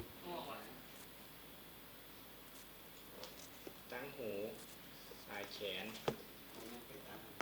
เบอร์11โอ้ซุปเพื่อตอบอันนั้นอีกโลโก้ตอนนี้กำลังกดสอบอยู่ด้วยว่าไผ่ตอบกันไผ่กูให้น้องหนิงเบิ่งไงน้องแง้มขอเบิ่งกันนั้นเจ้าก็ให้น้องเบิ่งกันเบิ่งน้ำซื่อรักเบิ่งภาพยังไงเนี่ยโลโก้ปอกแขนเกิบมีไผ่อีกแฟรงกี้เทิงสุดพี่แซงนี่ข้ามบ่ได้กดไลค์กดแชร์เนาะน้องยังกดอยู่เนาะมีคนทวงมาดิเดี๋ยว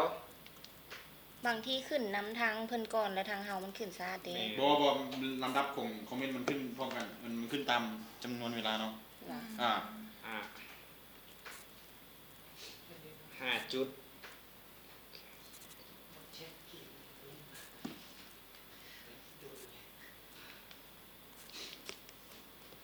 แอดมินผู้ใดตั้งเกมขึ้นมาเปลี่ยนทำไมเด้อ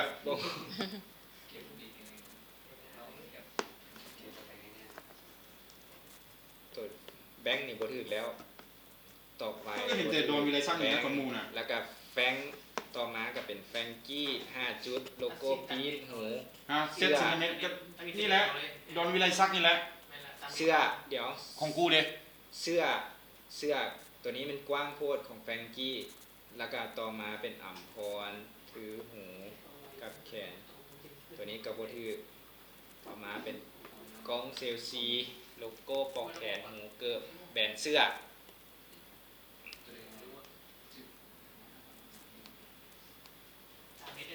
เอากูเริ่มมาใครตอบชุดไล่มา5 จุดโลโก้แขนปอกแขนหูเกิบหรือว่าจะให้เอาแบนเสื้อให้ดิ่งๆกับน้องมิมี่เรนดอมมาไประหว่าง2นี้น้องเลือกเอาระหว่างไผ่กับรอปั้งกับดอนวิไลซักน้องเลือกไผ่เอารอปั้งรอปั้งตั้งหลังนะเพชรตอบก่อนเล่นดอนวิไลซักตามอันของอันไอ้กูเลยเนาะคือพวกไอ้กดมานี้เป็นของดอนวิไลซักเด้อขึ้นก่อนหมู่เด้อฉะนั้นดอนวิไลซักเนาะตัดสินคือพวกไอ้เลือกเอาดอนวิไลซักเด้อเดนรอปั้งจะอยู่ลุมของดอนวิไลซักเนาะรอปั้งอยู่กล้องซุปอีกอยู่กล้องอันดอนวิไลซักอีกเชลซีอีกมันละมีแต่ว่าโซอีกเกือบ10 คนนู่นน่ะค่อยฮอดดอนวิไลซักโอเคดอนวิไลซักตอบกันหมู่อ่ะขออนุญาตเอาตามที่เฮาอันนั้นเด้อ ตามเน็ตแอดมิน ตามเน็ตแอดมิน เอามาเลย เดี๋ยวให้เบิ่งด้วยความโปร่งใสเดี๋ยว เอาเอฟเฟกต์มาตัวใดนี่ เน็กซูม เฮ้ย ทำไมบัดนี้ ตึง ดอนวิเลซักเด้อเป็นผู้โชคดีเด้อเจ้าได้สิทธิ์เลือกกล่องของขวัญจากพวกเราเนาะ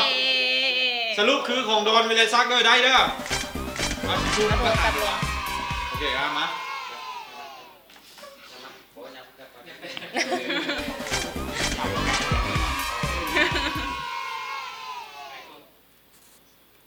นี่เนาะตัวนี้จะเป็นของดอนวิเลซักอยู่นี่เนาะแล้วก็เลื่อนลงมาเลื่อนลงมาเลื่อนลงมาเลื่อนลงมาจริงไม่เห็นของรอปั้งเด็ด เอาไปเอามานี่สิบริ ว่า จา ห ค ลายคน โอเคตามนั้นเลย ตามนี้เนาะขออนุญาตเอาตาม เน็ตแอดมิ เน็ น ตของแอดมินเนาะด้วยความโปร่งใส ค่อยบอกตามตรงสุดแล้วจะบอกว่าใครเลือกค่อยมันซวยวันนี้พวกเจ้าไปเลือกกันเองด้วยอาชีพซวยกันเองเหมือนนี้เอาดอนวิเลซักมีสิทธิ์เลือกกล่องนึงเลยระหว่างกล่องของกูซวยยกขึ้นแน่ๆ ไปกู นะเราตัดสินไปแล้วอย่างกล้องที่2คือกล้องของน้องนิ้งอย่างที่3คือกล้องของน้องมิมี่เจ้าชิ้นเลือกเอากล้องใดเวลาเลือกขอให้พร้อมซื้อแล้วก็เขียนยืนยันพร้อมเนาะยืนยันเอากล้องกู้โซยืนยันเอากล้องน้องนิ้งยืนยันเอากล้องน้องมิมี่เลือกมาดอนวิไลซัก1 ใน 3นี่จะมีเกิบเนาะแบงค์จะบริสิทธิ์เลือกเลยแบงค์เด้อ แล้วเรื่องหนิงแล้ววะ เลือกหนิง ดอนวิไลซักเป็นคนเลือกดอนยูโบนี่ถ้าดอนบูโยคนใหม่ได้หนีได้ดอนเอ้ยเลือกเอาหนิงได้บ่ต้องถามเอาเลยเลือกความหมายคือเลือกเอาน้องหนิงตีบ่เลือกเอากองตีหนิงหนิงตอบได้บ่หนิงบอกแบงค์นี่ถามว่าเลือกเอาน้องได้บ่เลือกเอากองหรือเลือกเอาน้องหนิงถามคือไหมนั่นแหละเบนวิลามนบอกว่าขอเลือกเอามิมี่ว่าซะนี่ตอบลูก เอาอย่างก็เอามิมี่หรือเอากองของมิมี่ถือเนาะละเอียดเด้อดอนวิไลซักดอนเอ้ยบูยูแล้วออกได้หนีได้เอาคนใหม่ได้หนีได้นับ1 10เด้อเราว่าเราเลือกไอ้ดอกเราว่ากล้องเสื้อดำขอให้เขียนมายืนยัน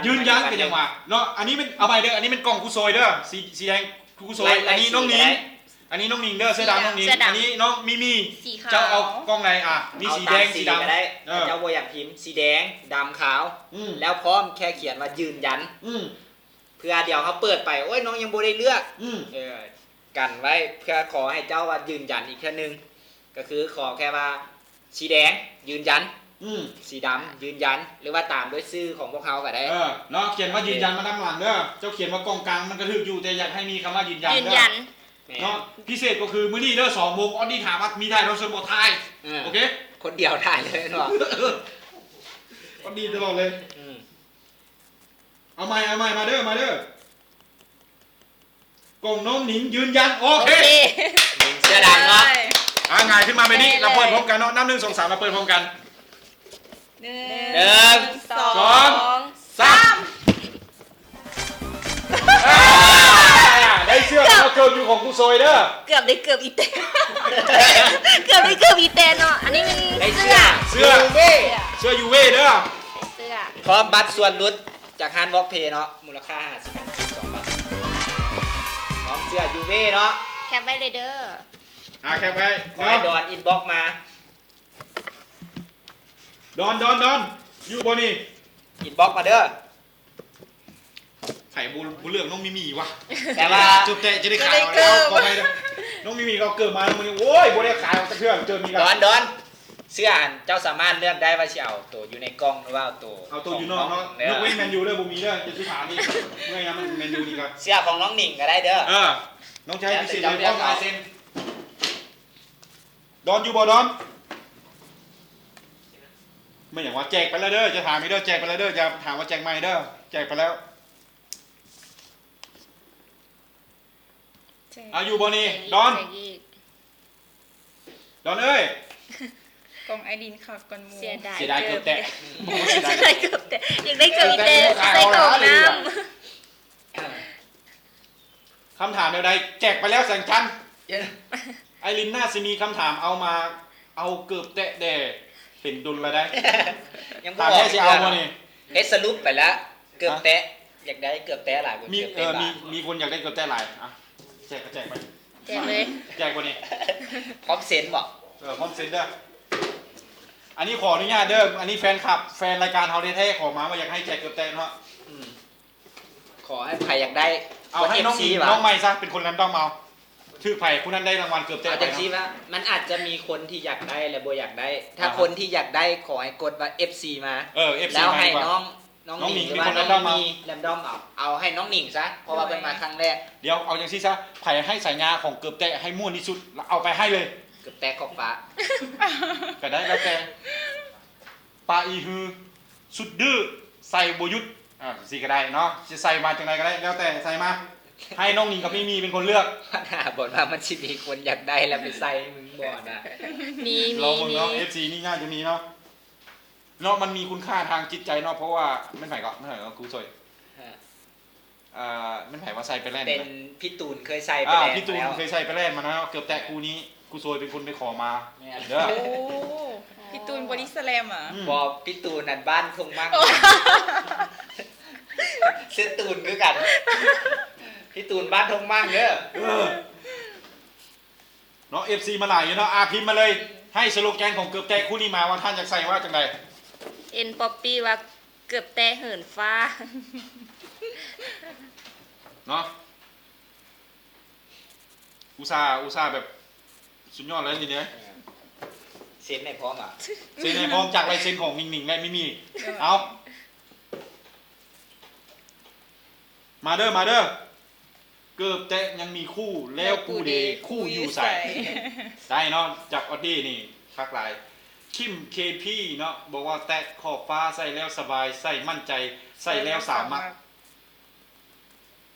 ป่าอีฮือ แล้วแต่น้องนะน้อง มีคนอยากได้ใช่ไหม มีคนอยากได้เลย ยังแปลกอยู่นี่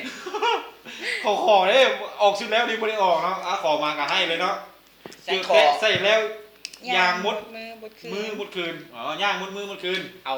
เสื้อรายการของยังบอก ยัง เอาขอเป็นนั้นเพิ่มเสื้อรายการให้ ให้เนาะเสื้อรายการบางกันเทพเด้อหรือว่าเสื้อรายการบางกันเทพนี่แบบน้องมิมีใส่กับแม่นเนาะถ้าท่านมีสู้มีแฟนมีเมียอยากนี่อยู่บนนี้ถ้าท่านอยากเอาไปให้เมียเบิ่งก็ให้เมียใส่ก็ได้เนาะ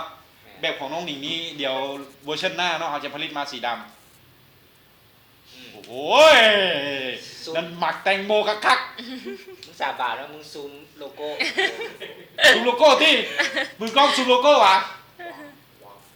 โอ้ยมีวาว โอ้มีเสียงเอฟเฟกต์อีกว้าวจังไงเนาะของน้องหนิงก็โอเคงานดีเนาะเดี๋ยวแอดมินซีเดี๋ยวขอเอาเป็นลิขสิทธิ์เนาะเวอร์ชันหน้าเนาะจะผลิตมาให้ แม่เอาใจสาวๆเลย เอาว่าแท้เกือบแต่นี้พวกเจ้าก็จะเอาแท้วะนี่แตะมหาการสถานฟ้าตอนวัยเด็กลิ้นแก่งจ้าจนเกิดขาดจนเงินขาดว่าสั้นโอ้ยโชคดีผู้บ่าวเกือบแตะของเงินอีแม่ใส่เกือบแตะใส่แล้วเท่มีสไตล์ไผ่ก็อยากได้เกือบแตะลิเวอร์พูลกะมาจะใส่แล้วมาดิ เกี้ยวเลย อย่าฟ้าวแม่มันบ่มีโลโก้ของลิเวอร์พูลเนาะเอาใหม่เด้อเกือบแตะเหินฟ้าใส่ซาดนี่ที่ใส่ซาดนี่กุมฮอดซานนานิ่งๆมีเรื่องลองเลือกเอาสักคำตอบ2คำตอบมาดูว่าน้องมัก ใส่ ได้ กระดักใหญ่กักเฮ็ดให้ค่อยผิดน้ำเมียอีกละ น่ะ ไม่อย่างแปลว่าอย่างไอรินแปลลาวดู ตัวอะไรก่อน เพิ่นว่าอีหยังนี้ใส่กระดักใหญ่ ใส่กระดัก ใส่กับดักใหญ่ดีกว่า อ๋อ น่าจะแม่นตอนมือกล้องเฮาซูมพอดีเมียเห็นดีกว่า ให้ค่อยพิษนำเมียอีกละบอกอันน่ะแสงจันทร์อินทร์สอนชุดแล้วเป็นน้องโมเนาะเบื่ออันอย่างก็ล่องนมน้องโมนี่นะเฮ็ดให้อันไทยบ้านนี่พิษกันตลอดว่าซั่นเด้เพราะว่าน้องโ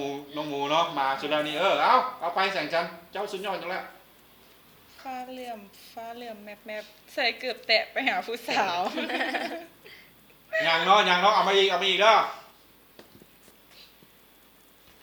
น้องลองเลือกดูว่าน้องมาเกือบแตะผู้ใดชี้แจงกันถามแท้แจ้งแล้วสิมาเอาบ่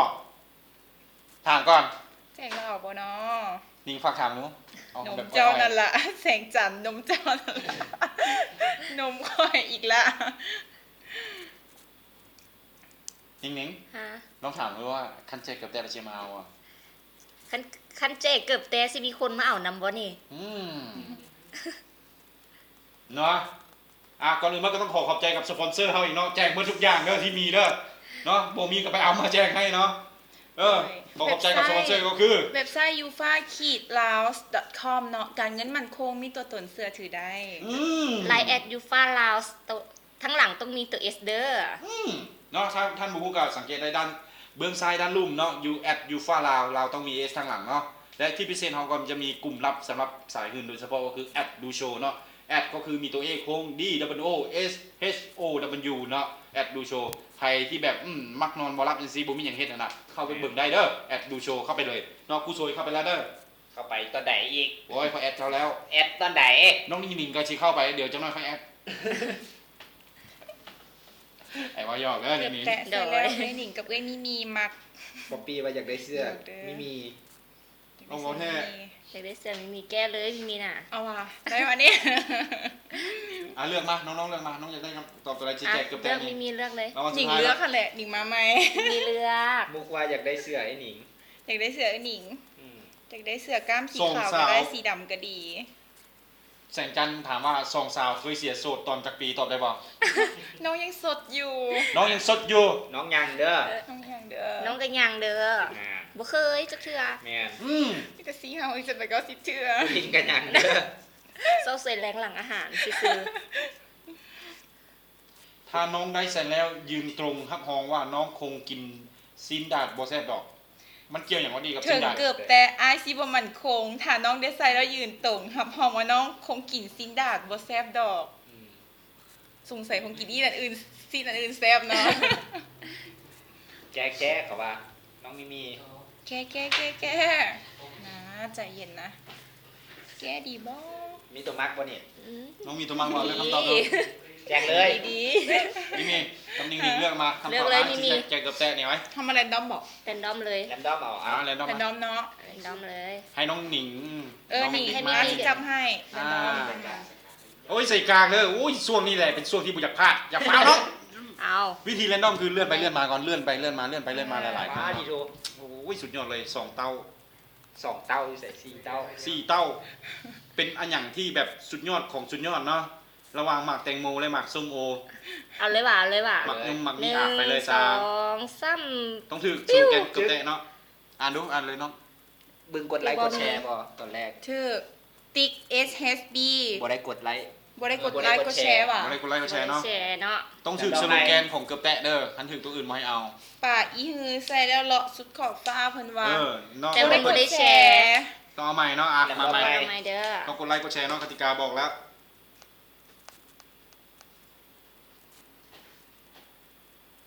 มาแล้วเนาะโอ้มีคนบอกว่า4เต้าสุดยอดของสุดยอดนะได้แล้วบอกได้แล้วเบิ่งกดไลค์กดแชร์บ่แชร์1แชร์อ่อนไม่อยากไงเพิ่นบอกว่าคือกันเด้อบ่แม่นเนาะบ่แม่นสโลแกนของแต่เอาใหม่น้องเอาอีกทีซะน้องเลื่อนขึ้นจำๆแล้วก็เลื่อนรูดลงปึ๊บบัดเดียวน่ะเลื่อนขึ้นพี่โอ้ยมันอยู่อันนั้นโพสมันต้องอยู่ลุ่มๆเด้ต้องนิ่งๆแน่เสียนิ่งเอาเลยเดี๋ยวใจจะขาดเนาะช่วงนี้เนาะเอาคือไปเดี๋ยวถึงแล้วกดไลค์กดแชร์เอาบ่แม่นบ่ได้ละแอดมินบ่ไปกินเบียร์น้ำหวานเอาไหมโอ้ยน้องๆอย่างนี้นะน้องเลื่อนขึ้นปุ๊บแล้วเอาคนสุดท้ายนี่ขึ้นมาปุ๊บแล้วเขาน้องไปจึ๊กเอาสิดีกว่าเนาะมันจึงสิได้เพราะว่าเขาจะตอบทั้งรูปมาเนาะแต่ว่าขอให้มันนิ่งๆหน่อยเด้อจึ๊บเอานี่กดไลค์กดแชร์เกือบแตะใส่แล้วน่ะหักเอ็นป๊อปปี้ใส่แล้วขอเสียงทุกมือเพิ่นเอ็นป๊อปปี้เท่าไรรางวัลที่สุดพิสดารเนาะจากแอดมินเองเด้อเกือบแตะของแอดมินนี่แหละเนาะกับเสื้อแล้วกับเสื้อรายการเอาพร้อมเด้อแพ็คคู่เลยเกือบแตะกับเสื้อ1ผืนนอกจากรายการพวกเราเพิ่นว่าอยากได้ของเอ็นมีเอาเสื้อรายการเอาเสื้อมิมี่นี่หว่าแจกเอาบอกเพิ่นเคยคอมเมนต์ก่อนหน้านั้นแล้วเพิ่นว่าอยากได้เสื้อถามก่อนว่าเสื้อรายการน้องอยากได้เสื้อของมิมี่นี่หว่าหรือว่าเอาเป็นเสื้อรายการเสื้อเอาจับให้นะอยู่ในลิสต์ซัก2ตอนนี้คือน้องได้เกิดน้องเอ็นป๊อปปี้เนาะได้เกิดแล้วเราจะมีเสื้ออ่านย่อมาเลยปุ๊บโอ้สุดยอดเลยเนาะอันนี้คือเสื้อคอมอนเนาะเสื้อคอมอนเนาะจะมีโลโก้เขาคือกันอันนี้เป็นเสื้อสายเดียวสำหรับสุภาพสตรีเนาะแมนอยากได้แบบใดเลือกมาเลยเด้อแต่อยากได้ตัวของสามีใส่ก็ได้เนาะคนเขียนมาว่าอย่างไรนี่เบิ่งดูเพิ่นเขียนมาว่าเกือบแตะ นิ้วยินเย็นได้สิสู่เอ็นอุ่นแม่นบ่สง ถามดูดอนวิไลเจ้ายังเสียดายเกือบแต่อยู่เจ้าสิเปลี่ยนบ่เออ ไอ้แสงจันทร์เพิ่นว่าสิแลหนิง นิ้วเย็นๆได้สิสู่เอ็นอุ่นแม่นบ่สองสาวของมักเพิ่นว่า เปลี่ยนผู้น้องเว้าเรื่องจังซี่คือหัวใส่กันนะ สาวป๊อปปี้ สาวเอ็นป๊อปปี้บอกมาเด้ออยากได้เสื้อแบบใดเนาะอินบ็อกมาหาเพจก็ได้เนาะ แม่น อินบ็อกมาหาเพจเด้อว่าจะเอาเสื้อเป็นเสื้อเป็นว่าเสื้อคอมูลแบบนี้หรือเป็นเสื้อใส่เดี่ยวแบบน้องมีนุ่งเนาะเขามีให้เมิดเด้ออันนี้เป็นรุ่นเก่าเนาะเดี๋ยวรุ่นใหม่จะเอาแบบน้องหนิงเนาะโอ้โหสุดยอดเลยเสื้อเด้อสุดยอดเด้อเสื้อเด้อสุดยอดเด้อ ก็สุดยอดแล้ว คนก็สุดยอดเลย เออเอาตัวเราหนุ่มมาเสด็จดอนบริษัทอ่ะขอขอบใจกับสปอนเซอร์อีกครั้งหนึ่งก่อนจากลาเนาะก็คือ เว็บไซต์ yufa-laos.com เนาะการเงินมั่นคงมีตัวตนเสื้อถือได้ ไลน์แอดยูฟาลาวลาวต้องมีตัวเอทางท้ายเด้อ โอ้ยวางขนาดเลย น้องมีบอกสปอนเซอร์อีกบันหนึ่งแต่ลิ้นเสียงแล้วบอก เอาเป็นยังไงล่ะ เว็บไซต์ yufa-laos.com การเงินมั่นคงมีตัวตนเสื้อถือได้ เจ๋อายน้องหนิงในวันนี้เอาโคนิงดูโคนิงแบบ ยอมแพ้ เซียว ไลน์แอดยูฟาลาวลาวต้องมีตัวเอททางท้ายเด้อ เอ็ดบ่ถึงมันต้องเอส เอส สิเอามาอีกบ้านนึง เอา ขออีกบ้านนึง นิ่งว่ะไลน์แอดยูฟาลาวลาวต้องมีตัวเอสทางท้ายเด้อมันต้องแบบนี้เนาะถ้ามาเอาสปอนเซอร์ออกมาก็ขอขอบใจกับสปอนเซอร์ผู้ใหญ่ใจดีอีกครั้งนึงกับเว็บไซต์ yufa-laos.com ที่ช่วยสนับสนุนพวกเราทุกอย่างบอกว่าจะเป็นของรางวัลการไลฟ์สดและเอิ้นว่าทายทอดสดเตะบานรวมไปถึงการแจกของรางวัลแท็กถ้วยหวยเนาะถ้ามีด้วยหวยแจก2,800,000 กีบเนาะก่อนทุกวันพุธเมื่อแขกรับเชิญเขาได้มาแล้วมีเลขในใจโบที่ท่านที่น้องๆเลขเด็ดๆอยากให้ท่านผู้ชมได้เอานำเพราะเขาจะมีถ้วยทางเพจ yufa-laos ถ้วยเลข3ตัวทุกวันพุธถ้วยถึงปุ๊บเอาไปเลย2,800,000ทุกวันพุธเฮาซิมีให้ถ้วยผลเลขลาวเลข3ตัวเนาะ ให้คือเก่าเด้อให้คือเก่าค่อยให้เกือบถึงเลยได้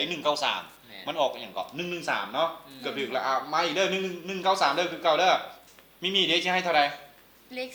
11ให้3ตัวไหมน้อง3ตัวอ่ะ111ว่ะบ่9ซะ911บ่411 4กับ4เอ้านี่เด้อนอกเกมช่วยเลขเนาะมันจะมีทั้งหวยไทยและก็หวยลาวเนาะแจก2,800,000 กีบเด้อสำหรับวันที่จะมานี่เป็นวันที่เท่าไหร่วะวันที่11เนาะ90 11วันที่11เนาะเฮาสิแจกอีกครั้งนึงก็คือเลขลาวเนาะทุกวันพุธอยู่แล้วจึงง่ายๆแบบนั้นน่ะแต่ 6:00 นเฮาปล่อยโพสต์แล้วก็เข้าไปคอมเมนต์เข้าไปแชร์กันแล้วก็ตอบคำถามแล้วก็ในทุกเดือนจะพิเศษอีกก็คือวันที่16และวันที่1ของแต่ละเดือนจะมีเลขไทยแอดมินบัตรเติมเงินยังบ่ได้ซ้ำโอนไปเลยโอนไปละได้ดุยสมัยเนาะดุยสมัยเดี๋ยวเจ้าน้อยจะเอาเบอร์ให้เบิ่งเด้อเจ้าอินบ็อกซ์มาหาเพจใหม่ต่างหากเนาะดุยสมัยเนาะดุยเสืออีกละโอเคไม่อย่างดุยสมัยบอกว่าเสียเงิน 65,000 ก็บ่ถูกเสียเงินค่าอย่างเนาะเจ้ามาถวยนำเฮาเจ้าผู้เสียเงินจะกีบเด้อฟรีเนาะฟรีกดไลค์กดแชร์เท่านั้นนึงนะบ่ได้เสียหายเพียงแต่เจ้าจิ้มโทรศัพท์ในโทรศัพท์ของทางเนาะจิ้มแบบนี้แล้วก็ตอบมาว่าเลขที่จะออกมันแม่นหยังบ่ได้เสียหยังเนาะบ่ได้ซื้อหยังแต่ว่าเป็นเพื่อเป็นกำลังใจให้ออกซื้อดุยป่ะดุยเดี๋ยวให้น้องไม่มีค่าซื้อดุยค่าซื้อดุยจักน้อยนึงจัก5ครับเดี๋ยวได้เพื่อเป็นกำลังใจให้ดุยเสียบ่ฮู้ว่าเพิ่นเสียหยังเนาะ 65,000 แต่ว่าถ้าลิ้นเกมน้ำรายการเฮาบ่เสียหยังแน่นอนแบ่งกันคนละ3คำเดี๋ยววันนี้แต่ว่าเพื่อเป็นกำลังใจให้เพิ่นเนาะเดี๋ยวสิให้น้องมีคนเดียวเลยบ่คนละ3คำแล้วแฟ้ๆเนาะมันบ่ไอ้กูคนละ3คำเดี๋ยวให้ดุยยังอยู่บ่เดี๋ยวให้ดุยคอมเมนต์มาว่าสิเอาเท่าใดให้มีบ่ให้นี่บ่หรือว่าให้ทั้ง2คนเพื่อเป็นกำลังใจพิเศษให้เจ้าเลยนี่กำลังใจให้เจ้าเลยเสียเงิน 65,000 ไม่เสียอยู่ใส่มาบ่ฮู้เนาะแล้วมาลงแบบว่าว่าโวยอะไรให้แบบมาระบายอารมณ์ใส่คอมเมนต์เฮาเอาก็เห็นใจเนาะดุยเนาะระวังนิ่งๆเนี่ยเด้อเอาค้างซื้อแสงจันทร์แดงเ